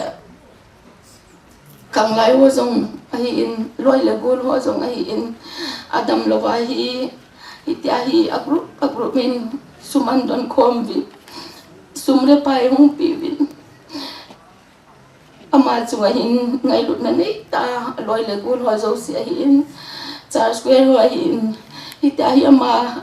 akizen na dinga thilpa na hung bol na ho zo si chunga jong pathin pathe na bo wintin ka kipa na ka hin pho na he chule dunia jong zana chu ki ging lo hi la ke hin iti dinga hi kana kin cha pha nai lo hi chu to banga na wa nga chu iti a ya hum jing ding ka ta san po ai le zan so langa hi zong de mi tampi inin delvin mol polo hi in lum pi vena hi ka ki pa in dunia zong mi sanga program sao zo hi zong de tu chen ke ya ngai lu na nei ta mi za pi no hi kalung ngongin ka ki pa in sung na bon ba chung ki pa thu ka se ki din hi tu ni hi te hen lang hi a un hi un thong man nen lang along bi hi mu man le ka ti a hin amazon ha sat a amawalang boina muna umai ibin adam mo chu a het ba nga chu chi le wa le ho ha sat si a chu hung nong long le hung lo ba umai in zani a chu amako ko apana kang pu pia hung gi lu na dunia yung rung dinga hung hi in gin cha lo hi la anau pa in tu zana in a besan to hi la tu hi unu alung lo bisu kapuso hi in lusi ta in lam kai ho chunga athain kan ni entin unu hin na lunga mu man te na dingin lusi ta in pa nei pinalai vinti ka hintin na hi ka ki pa ye na bon wa chunga ki pa thu kan se ye chi chen choi tan te tu chun san lai ko ka phone le e sai di tai ti pa tho hi chun ai wa zam a chai ne lang ding chun o lo lin chi pheu hi tin programa dung zuin in munaku na ha to na hi reverend ti haupu em songgil pastor area hi in ama hin in muna ha to na phat anei ding ha to na la ho jong hi ama phat sunga hung ki sadi hi tan in zawa ka sei ma banga chu mi thing te chen na lam lui izot ui ti pa chu en khat ka dingu mi thing te si na lam lui izot ui ti zo ti hin na chi chu hung hi ti hin ama tu hin pastor pan phat mangin tin aman an man sai ting le chun than langa chi phaina ding ti pa chu in bu diu i tem pa na than lai hon ngai ta ti vo te la khat lan ni sam tin ai thei tai ti ale ta chu pulanga than lai ho zu ta ho thu pi dung zia chu i chon diu ti nai tai tu hin ai pi le ko bu hang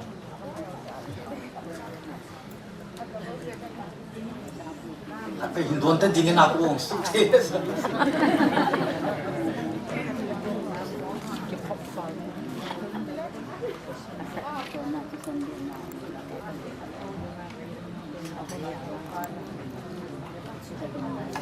พอที่เราพิจารณาสปาให้กันตรงรัฐหนังหน้าอันนี้เนี่ยสักมวยโอ้ย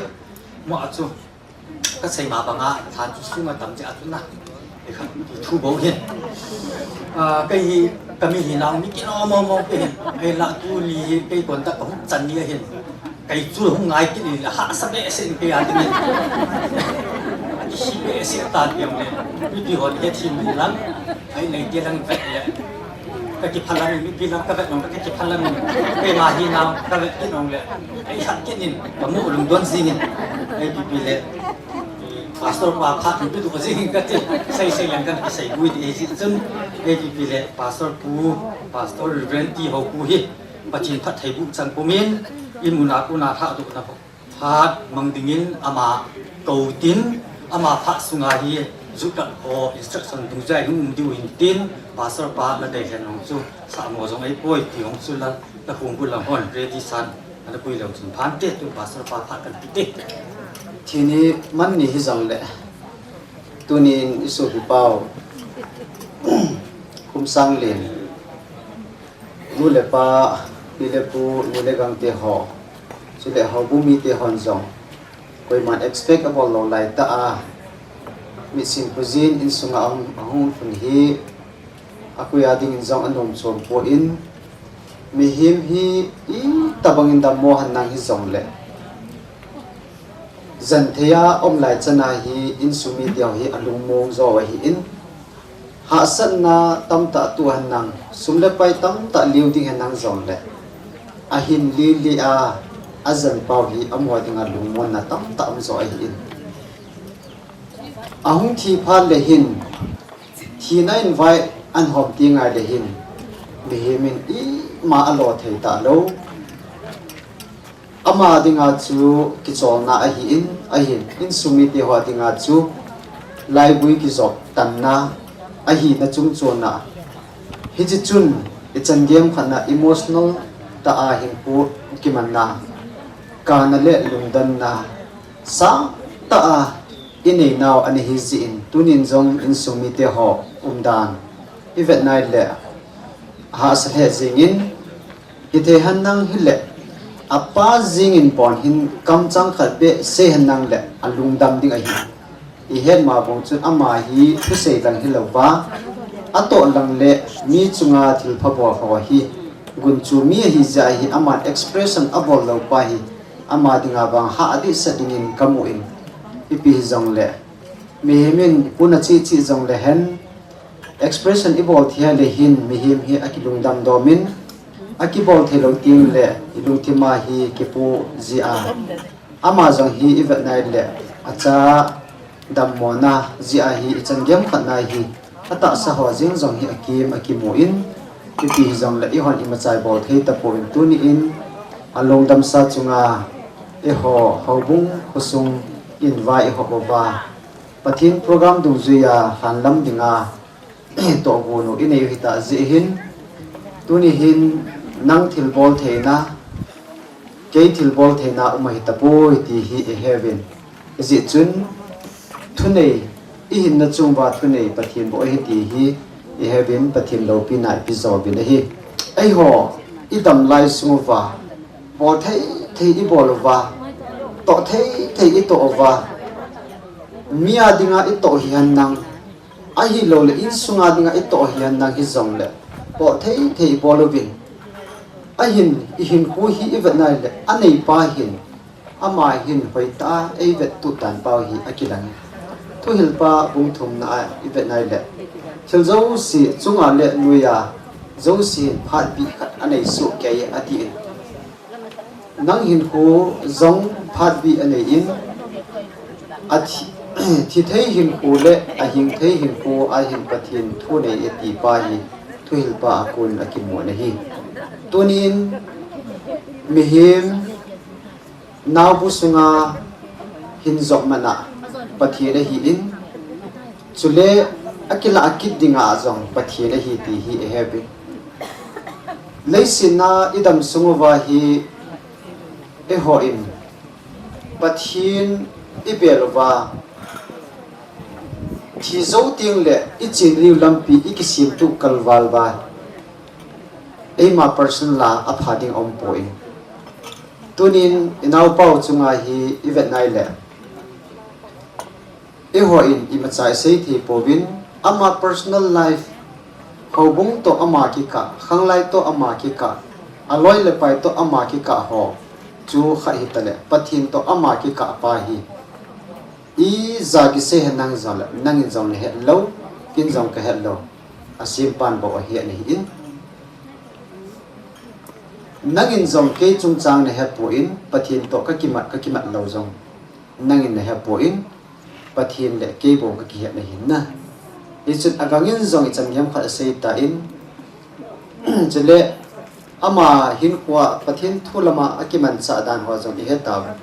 he chu ho pathin to ama ki ka relationship pa chu sei ta pong ka tin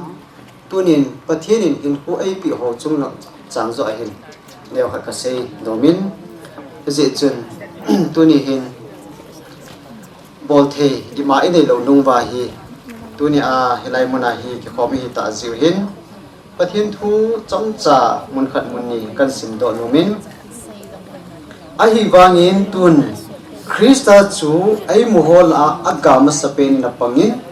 athi hola kunin atho do tan hi mihima kuna thina omji chun mihima ma kuna thokin na om tan hi izina mitile adama mizo si athi banga chu Krista a mizo si hinsa a umdim a hi athani pan ipon charin athaben patin phathe bo pihan tun Krista chu ai muhola agama sapen apang tai Jesu Krista chu ahungin athiin athau do kitai Good Friday Easter Sunday imong rehi approve chu che chu hi ta nehi pathin mihim asim hi ton so na khidinga asim hi po in damul hi pathin mihim te adinga asim hi po in sadan le anung zui hodinga sim hi bo nehi eden hona chu pathin mihim asima chu amma to asim sa adam le abi chu ton so na kiloi khom pidinga sim hi nehi ai le hi chi kiloi khom pidinga sim hi pa chu mihim te ni chun amani te han pa zo chu aphalam pa ton so na pathin to ki gui zo na ding pa chu thleng lova amanin ton so na thina ding pa chu an thleng za ta le hi ya chu mihimin alhan hi ji chun pathinil handinga apoi pi hi in apha asi zo hai ta asei pi hi in ahi wangin mihim te ni cha alhang thong tho na hi hi chi nan ne ni han le na thi ding he ti tho tho chana chi chu alhan han so hena sa alhan ji chun ton so na thina Krista to ahi lo la pathin to ki ka na relationship chu tan na om ta ni hi he chi relationship chu atan pha chun pathinin asim sa ami ti ho chu ave in alung sin alai ni alung si tho ni ipiji achu alung sin na avozang na ham ti le aman asim hi za chu avozang na hi tilkan hi isimai le eman ikigyal ko in ito na hin eman ikigyal ko in ito na lo hin ikigyal ko lo pathin zong bihim asim hi mihim lung khat hi van noi le sit sanga man lu zo asim he ti chana angai lu chu he ti chu bible a chu a khut yai le chun pathin in mihim asim chu value nei ta asim he ti ki mu a hin mihim te hoi pathin lam sanga amma deil han na pa hi aha chi be se ji hin chon sin na chun le si hi abu dim ta ne hi thil phalam pi hi azui the ta poi ti cho he je chun Genesis bungup na khu ba nai le pathin in mihim asim chu akisi e ti chu ki mo cho ipis akisi e ti hamit le asim sa ho chun amalam holova amalam lungyal nei talova ta sanup sanna ahilo la chon sin lam pingan changa achi phana chu pathin chu ki si e ti he je chun pathin thu khat asei ta ne hi he je chu ipiham ti le mihim hi apina pana chon sin na hung ki zela hi ta ji chun keiman asunga ka khumpi hagau wangge hi ton so na ama ko ma lo ding hi atita cha ichi bang chun pathienin mihim an sim dola kun chun chon sin na hi ta bin chon sin na kuna chu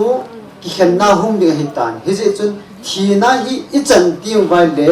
ton so na hi chi ilhagau chu thilawa chung lama chi to wa ki wi zop na dinga chu ding he ti pa chu pathian thuai mu chu ama wang tu din mona hi hoi lai pe na chum ham ti chu intermediate stage atia abang khal loi chun mun khana oma hi ti zo ki se hi zo le lang chu ha focus daw ta te tu ni in isei be no mo chu ipham pya le pathian hin mi him te ho hi angai lu in achapa jesu christa hi nang le ke in hu hingna ine thina diwin ahungin koi hile ama ta san chan chu mang tha lawa ton so hin kim lo ane thina dingin achapa chang khat chu a hin pita a hi ti in pathian thu a imo na hi hi chu deilan ngai ki hi chu pathian in ai pi o hin ai ba ga deilan na chu na nei ngai chu pathian in na pi jong le nang in na deilana nakila lo la chu ton so in na chan thei ki lo di ti nai chu ya chu eden hona pa na chu pathian in deilan dinga ai pi o in ai koi pi o hin jesu christa long chu hin na dinga ai koi pi o hin na han nai le na hin ding na han lo la ton so ki na chi tho tho di ti nai chu ya chu pathian in thil zo si hi nang le ke ya dinga thil zo si akon to sa ko hi ya chu korin na chu imol mimasa adam atiso adam ma chu thina omahin to sona thina in pulut pa hin ama wang adam ni na pa chu jesu christa chu ki sei nai ta chona he jesu christa chu ta san chan chu mang thalwa ton so in kim lo ane ti ka hi chu ya chu mimasa adam wanga chu ta sa thina am zong le jesu christa wanga chu ama chu athi in atho do ki dai ya chu john le bung som langa na chu even keiman lungmon kada ha pi ne hi ve chu hagau thing chu sei ta chu tuni in keima thina gal ka zovin ka kal to tai hi jong le nang ho adinga lungmon kada ha pi chu hagau thing chu hi ta hi hi chil hagau thing chu i zakai na hil su ke di hi ati chu tunin thina manna lungim na ha san na ai lo le ki ngai sit na ha ngai ki ngai sit na jinga zong hin pathinin lungmon na ai pi chu hagau thing chu hi ta hi hi chil hagau thing pathina kiniam ho chu hagau thing chun a pi a lungmon ding a hi mi him ki lungmon na chu tuni a lem khom i bolova a hi lo la khal la khat akap te ka hu a hi lo le kivil tu a hi chi hi ta sa hin dola ke hamon na mai mai bo hi in tunin in sumite hol hamon na ding ta chu i bi ham dile nangin zone pi thei po in kin zong ka pi thei po in ama wang hagau thi pathin in eida la pi chu in sunga hi om ti ngai le lungmon na di ta bo ding a hi ji chun tunin i ho in lungmon na i pi thei po win ama wang lungmon na chu i thum pi theve ti chu a hi in ti zong le hi chi ta samon mong zong la hagau thing chu i hagau pathin i sunga i kum pi hagau wang ge chu ta sa a leisi chu leisi na vui manga om ding a hi in ama wang pathin thu pi dong zu ya chu hagau wang ge chu chunga om ding a hi tai ya chu zob in a sin a chun mi him hin kho hi a phal le ani ko ani dan hi fix sa a hi ti chu izo in anuna hulim na thina thei din mona hi thumve ta bo ome ti chu mi him gon hi nang le thi thei ti na chu ai wanga pathinin a phat chu atipi alhin nai lo za ani thilo chu ya chu ama dinga tu ni hi a phat alhin na hi ta ji hin ei hol in I ma chai sei thi pobin pathina ki ti hi pathin program hi ta ji chun tunin thina chunga hi nang le ken jang thui nei pobin ama wang pathin thui ta na hi hi ja chu along wang ye hi thana dinga chu koi do naw ti in sumiti hodinga asan na tam ta amnan ti izong le lungmon adi ta bang chu pathina kun mo hi ti hi pathin thu chom cha a i ho bin na hin din pathinin athu chom chai holom na wa ama dei banga se do na la pathini bon cha din phathin phathei bo pian lang vai la na la อันสาวหิตินอีบอลที่ดานเอาฮีอลงฮีอสุงอมดันอินตินที่เห็นทางปีอาที่วุ้ยนาไว้หานากิติอลงฮีอินสุงกอมดันสาจีเองผู้ลังกับผู้ต่อสาจีปนเนี่ยขัดเซเบดดิ้งกันตินอาจิจูอินสุงฮีกิขันนาดิ้งฮีตาอาจิจุนอายิงกุฏิหันจังกาปิวหันอักกับนุ่มกับหันนะผู้ลังฮีมีมาสังอาจูจีมีนะเฮลโลจูไม่หมดนะnervous ang hikit zat jong zoom lang ki thu chu thi ni len na ya chu in sunga lungmong ta in uhan akap nong kapiuhan ya chu kin thiam pu zo in sunga vai ha le apha zoi ti hi hi isu ke chi pi hin chu le akito lo khat pe zong le khat ka chi pi khat chui pem ti le ki chen ni mol ha ni ong le mi din sa wa choi la sa ho em advertise bol na mi din sa ta bang dana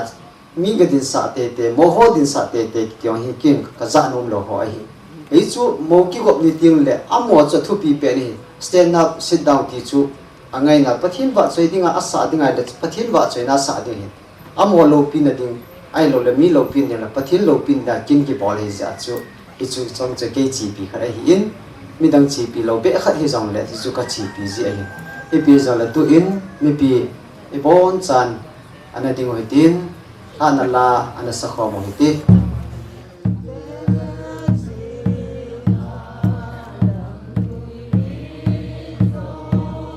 Ilang pabin lamakai ze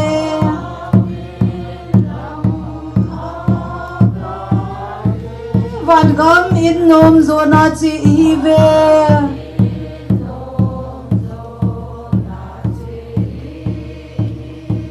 Sun asin ay salva zingoy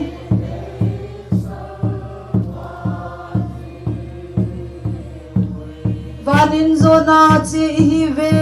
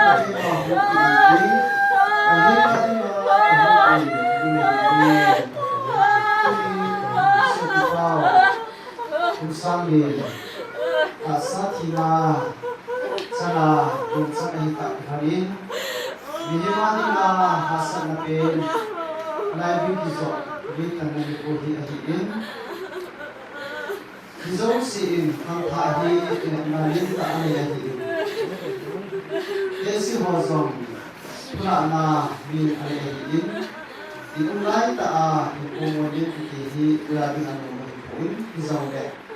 pathin thu ti bu ji sa dunya apha de ka ji hin nang le ki in mu sa bo thi te bo in tuni in imona ko na vai la bi hi ka ji hin ta sa le ga ba isu pi o bon hang kum sang hi na he song le han dunya hi ta sa thi na ji in Incin sungai hi awi thanga umte ei fakon pathin thuki banga kan naw boi de bi ka ji hin incin sunga kon hin kema pakai letsai in pa pathin chapa pathin chule ngau thik pathin min analo ta hi iti hazo sin bai ha nan ko chi na naw de pathin hi ta bai ma pathin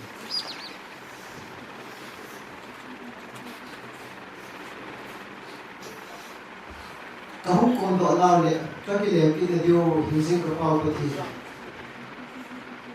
mihim ta sa a ka hinjing lai chanaba pon anile didam na kanale ganthi na himpu ka manji bati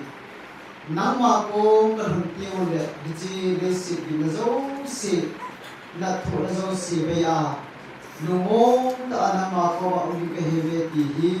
na thua ko na kichin ta ani musa ji ka ki pawin na mi lo pi ka thang pa hi ahin pakai kanau ka sa paw ku sang li ku hong cha a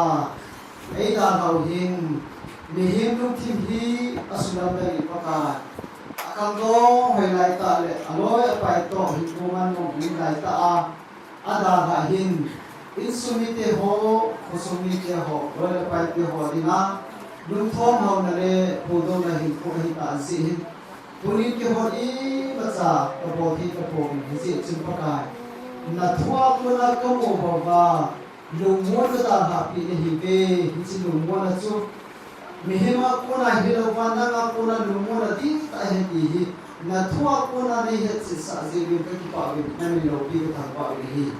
Lumong thelo te hodinga lumong na Krista nang mani hi si chun tunin hi chin sunga hi pakai kanaun ada ha na insu ho han na hi song le pakai na hagau thi hi chin suni na bil singa nu le pa pilapu ule na te ho lumong na so an na pi min na ko ma ataw hi tun pakai hilai mona ko na hi handama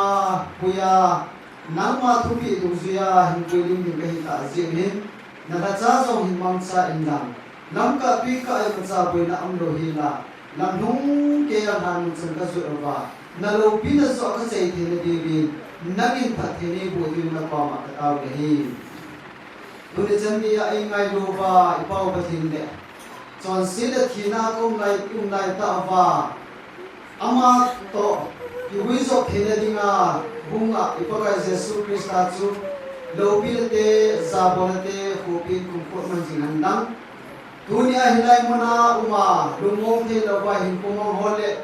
insumite ho pudo hole pakai lumong the lawa himpumong kyo zo si chumahin agagaw thi umpin le pona chun tu le tu so gejin ilawa umpi jingjing tawhan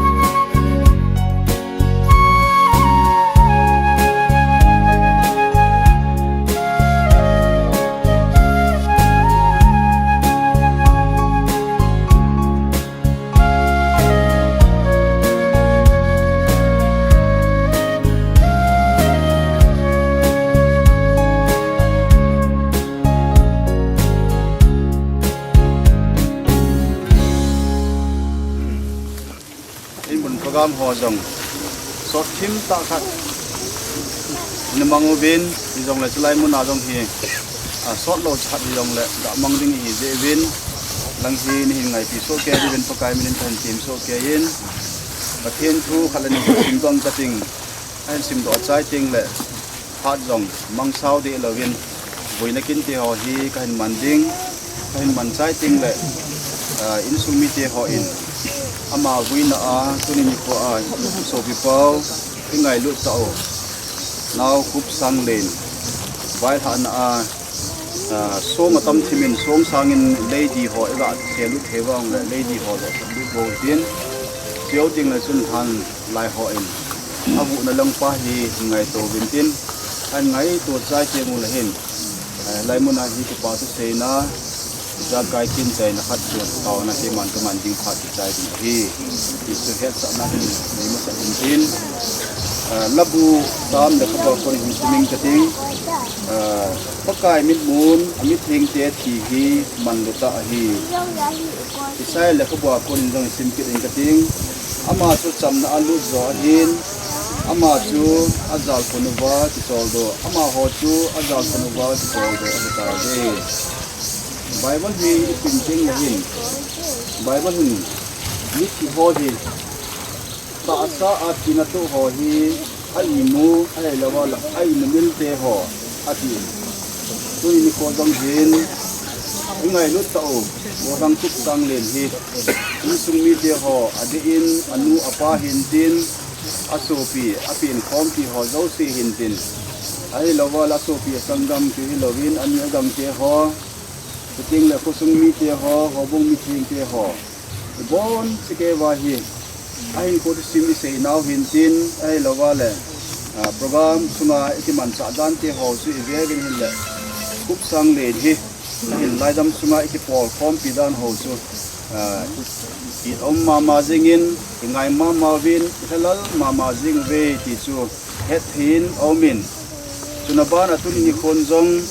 pastor pan jong holim na anei na te hwa pathin thu akon jong hamon na tam ta thu te ho e hilovin hi jong le kinom hel lang hi le tu masang chakhat chun dani ni kho chun Jesus Christa thokit na ni kho te ho imongwin Old Testament lang ibet tiang jong le ta sa a thina ana to a hi jong le ana thokit thiam gaw hon ana thosa ani hin sa ki jong omin New Testament jong ibet ting le ti a chu mi phabe phat chu Jesus Christan athina ko na atho do loi Peter hintin Paul hintin amon atho do loi ong chu om thawin a hi wang chun amo lo siang chu khan ve athi wa ti a chu pathin thil bol thina ko na ong tho skit wang chun ton so nin a hingdan bi pawin a hin ko chu ana be kin in hi chun ano me ti chu mu thewin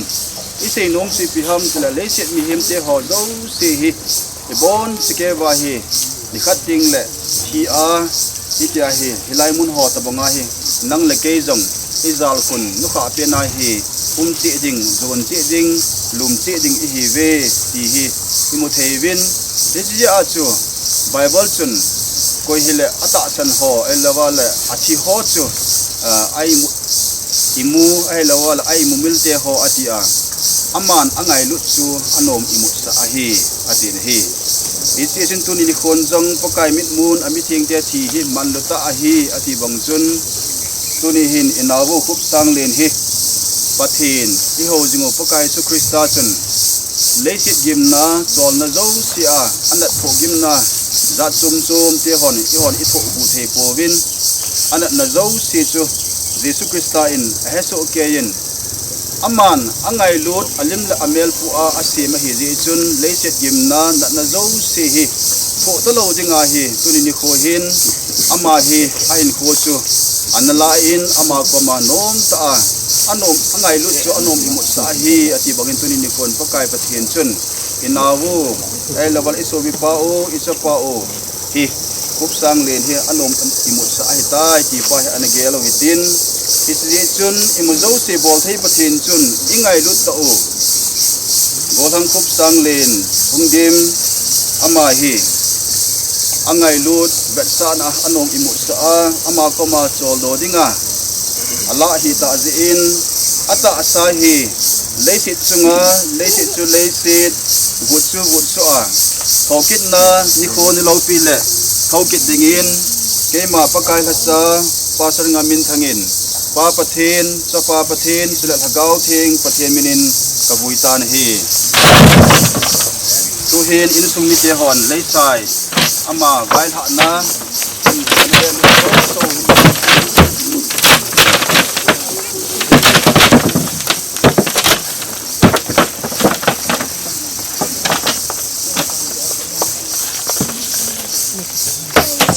kino be se a chu kha la thei jong tam ta om nom jin kino be se lo helen nom ta in bu bin tin a hang pi khat an tai che mo man ni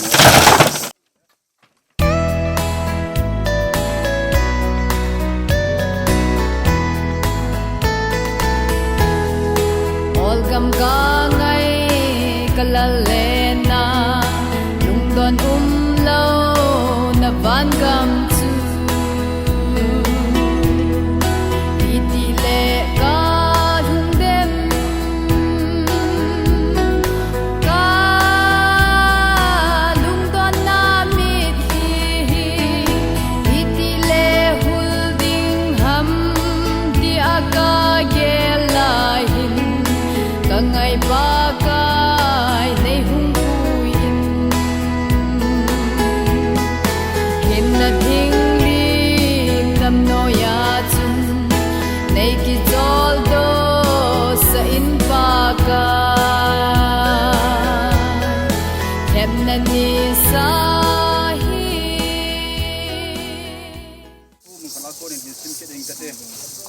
dom le khabwa ko ni siming kating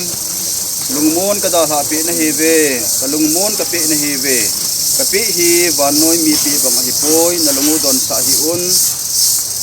kita jong kita hi un pathin poi sim do na pe ho zo se pathin na khaban pat he ko pi han lang in sung mi te hen jin aloi la pai te ho hen jin ku sung mi te ho zo se ho bu mi teng te ho zo se he jong le pathina ko na inawo kung sang le nin e da hau jong le pathina ko na lungmon na pa hin ei pi te taw no pathina nga su pa te na hin nei ga te ngai lu na dim se jing ka pathina pakai na ngai lu na te ho nei chan bin tuni ni kho hin ka I ta o ka ngai lu ta o pakai iti kanawun pakai hin kum sang le nin pakai pathin tuni ni kho hin ei dal havin in sung mi te ho kusung mi te ho hin aloi pai cheng ho hin tin obung mi thing te ho hin tin ka bon sabin lung hem na hilon na kan te hon ei bom bin e jong le pakai pathin a hing le a thi pom the ka hi ta lo ji bin in mona jong program te ho ka gong bin kilom ta le patan pakai na cha pun jong in mona ko ne an bai tha atan itima bang chen pakai pathin than mun te ho jong ka hin zon bin boina ha chen na ima cha am lo hela nang man ama kin te ho han mona akin te ho achai na pen hi te jong la sai thia nei koi ji na min thing ka thang ban ko ma ke pa thu ka se na hi ama ho zo si na kum pi ding nang pakai pathin hita banga khusung beng sunga ka to ting ola pakai nau man hana dam na nei pi te ho I te lo hela akap ti adinga pakai thala jung ti ho seng e ding in pakai pathin nau ma in dam na hi sia na jong pi to pe di bin ko ma ka thum ti na hi dunia pakai pathin na pi na noya adia na thinga konin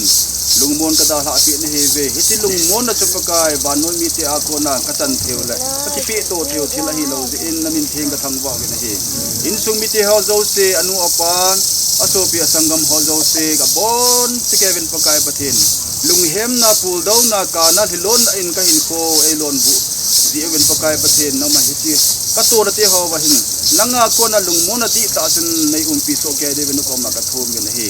lo pi na zo se wang nang ma changa pakai pathin kin te ho chai thia nei ko na te ho zalin na min thing thang wa ni changan e hu pu ka pakai su krista min ka taw ge na hi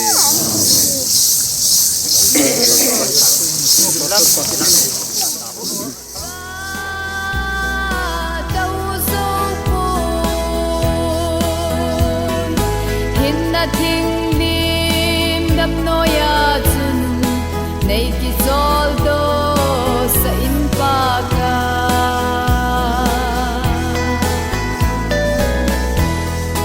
nei se kim na tho zo te chun zu a pon in lim a so mun โซนคุมอุเวall nothing li bum ta lâu all nothing li bum lâu lai se kim na hin khep na ni sa chu a ha e hin na thing li dam no ya chun nei ki chol do sa in pa ka khep na ni sa hi ka dau zo po hin na thing lim dam no ya chun nei ki chol do sa in pa ka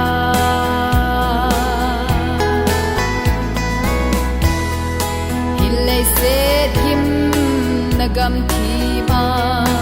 all mun nam tia ka hol le all nagam a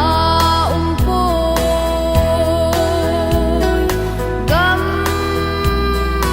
hung hun ding chu hi lo lai se kim na a hi ti hi ka ki he nin hin na thing lim dam noi ka nga hin na thing lim dam no ya chun nei ki chol do sa in pa ka khep na ni sa hi ka dau zo po hin na thing lim dam no ya chun nei ki chol do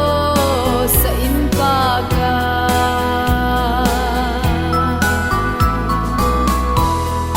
hin na thing khung lim no ya chun mi thing te ki chol do zo ta ke hi ti ki chol do thei lo va ka ham ka lai se bau thing lo van va vin nei ke din ke zong ki chol do dang ka te hin na thing lim dam no ya chun nei ki chol do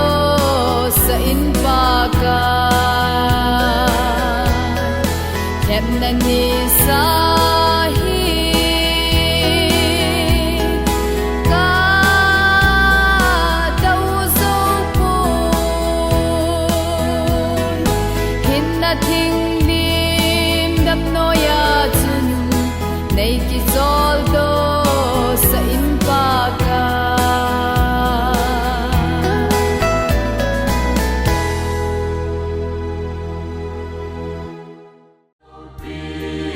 Hãy na dấu xin xa mình đông sẽ có được Christa mel day ông chú bukan phần ban la đi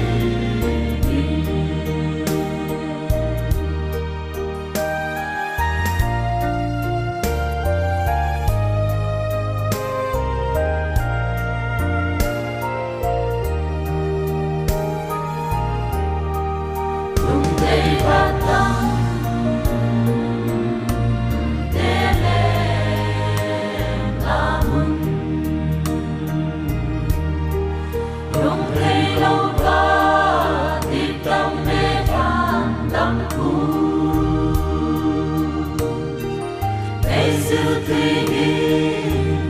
cho kênh Ghiền Mì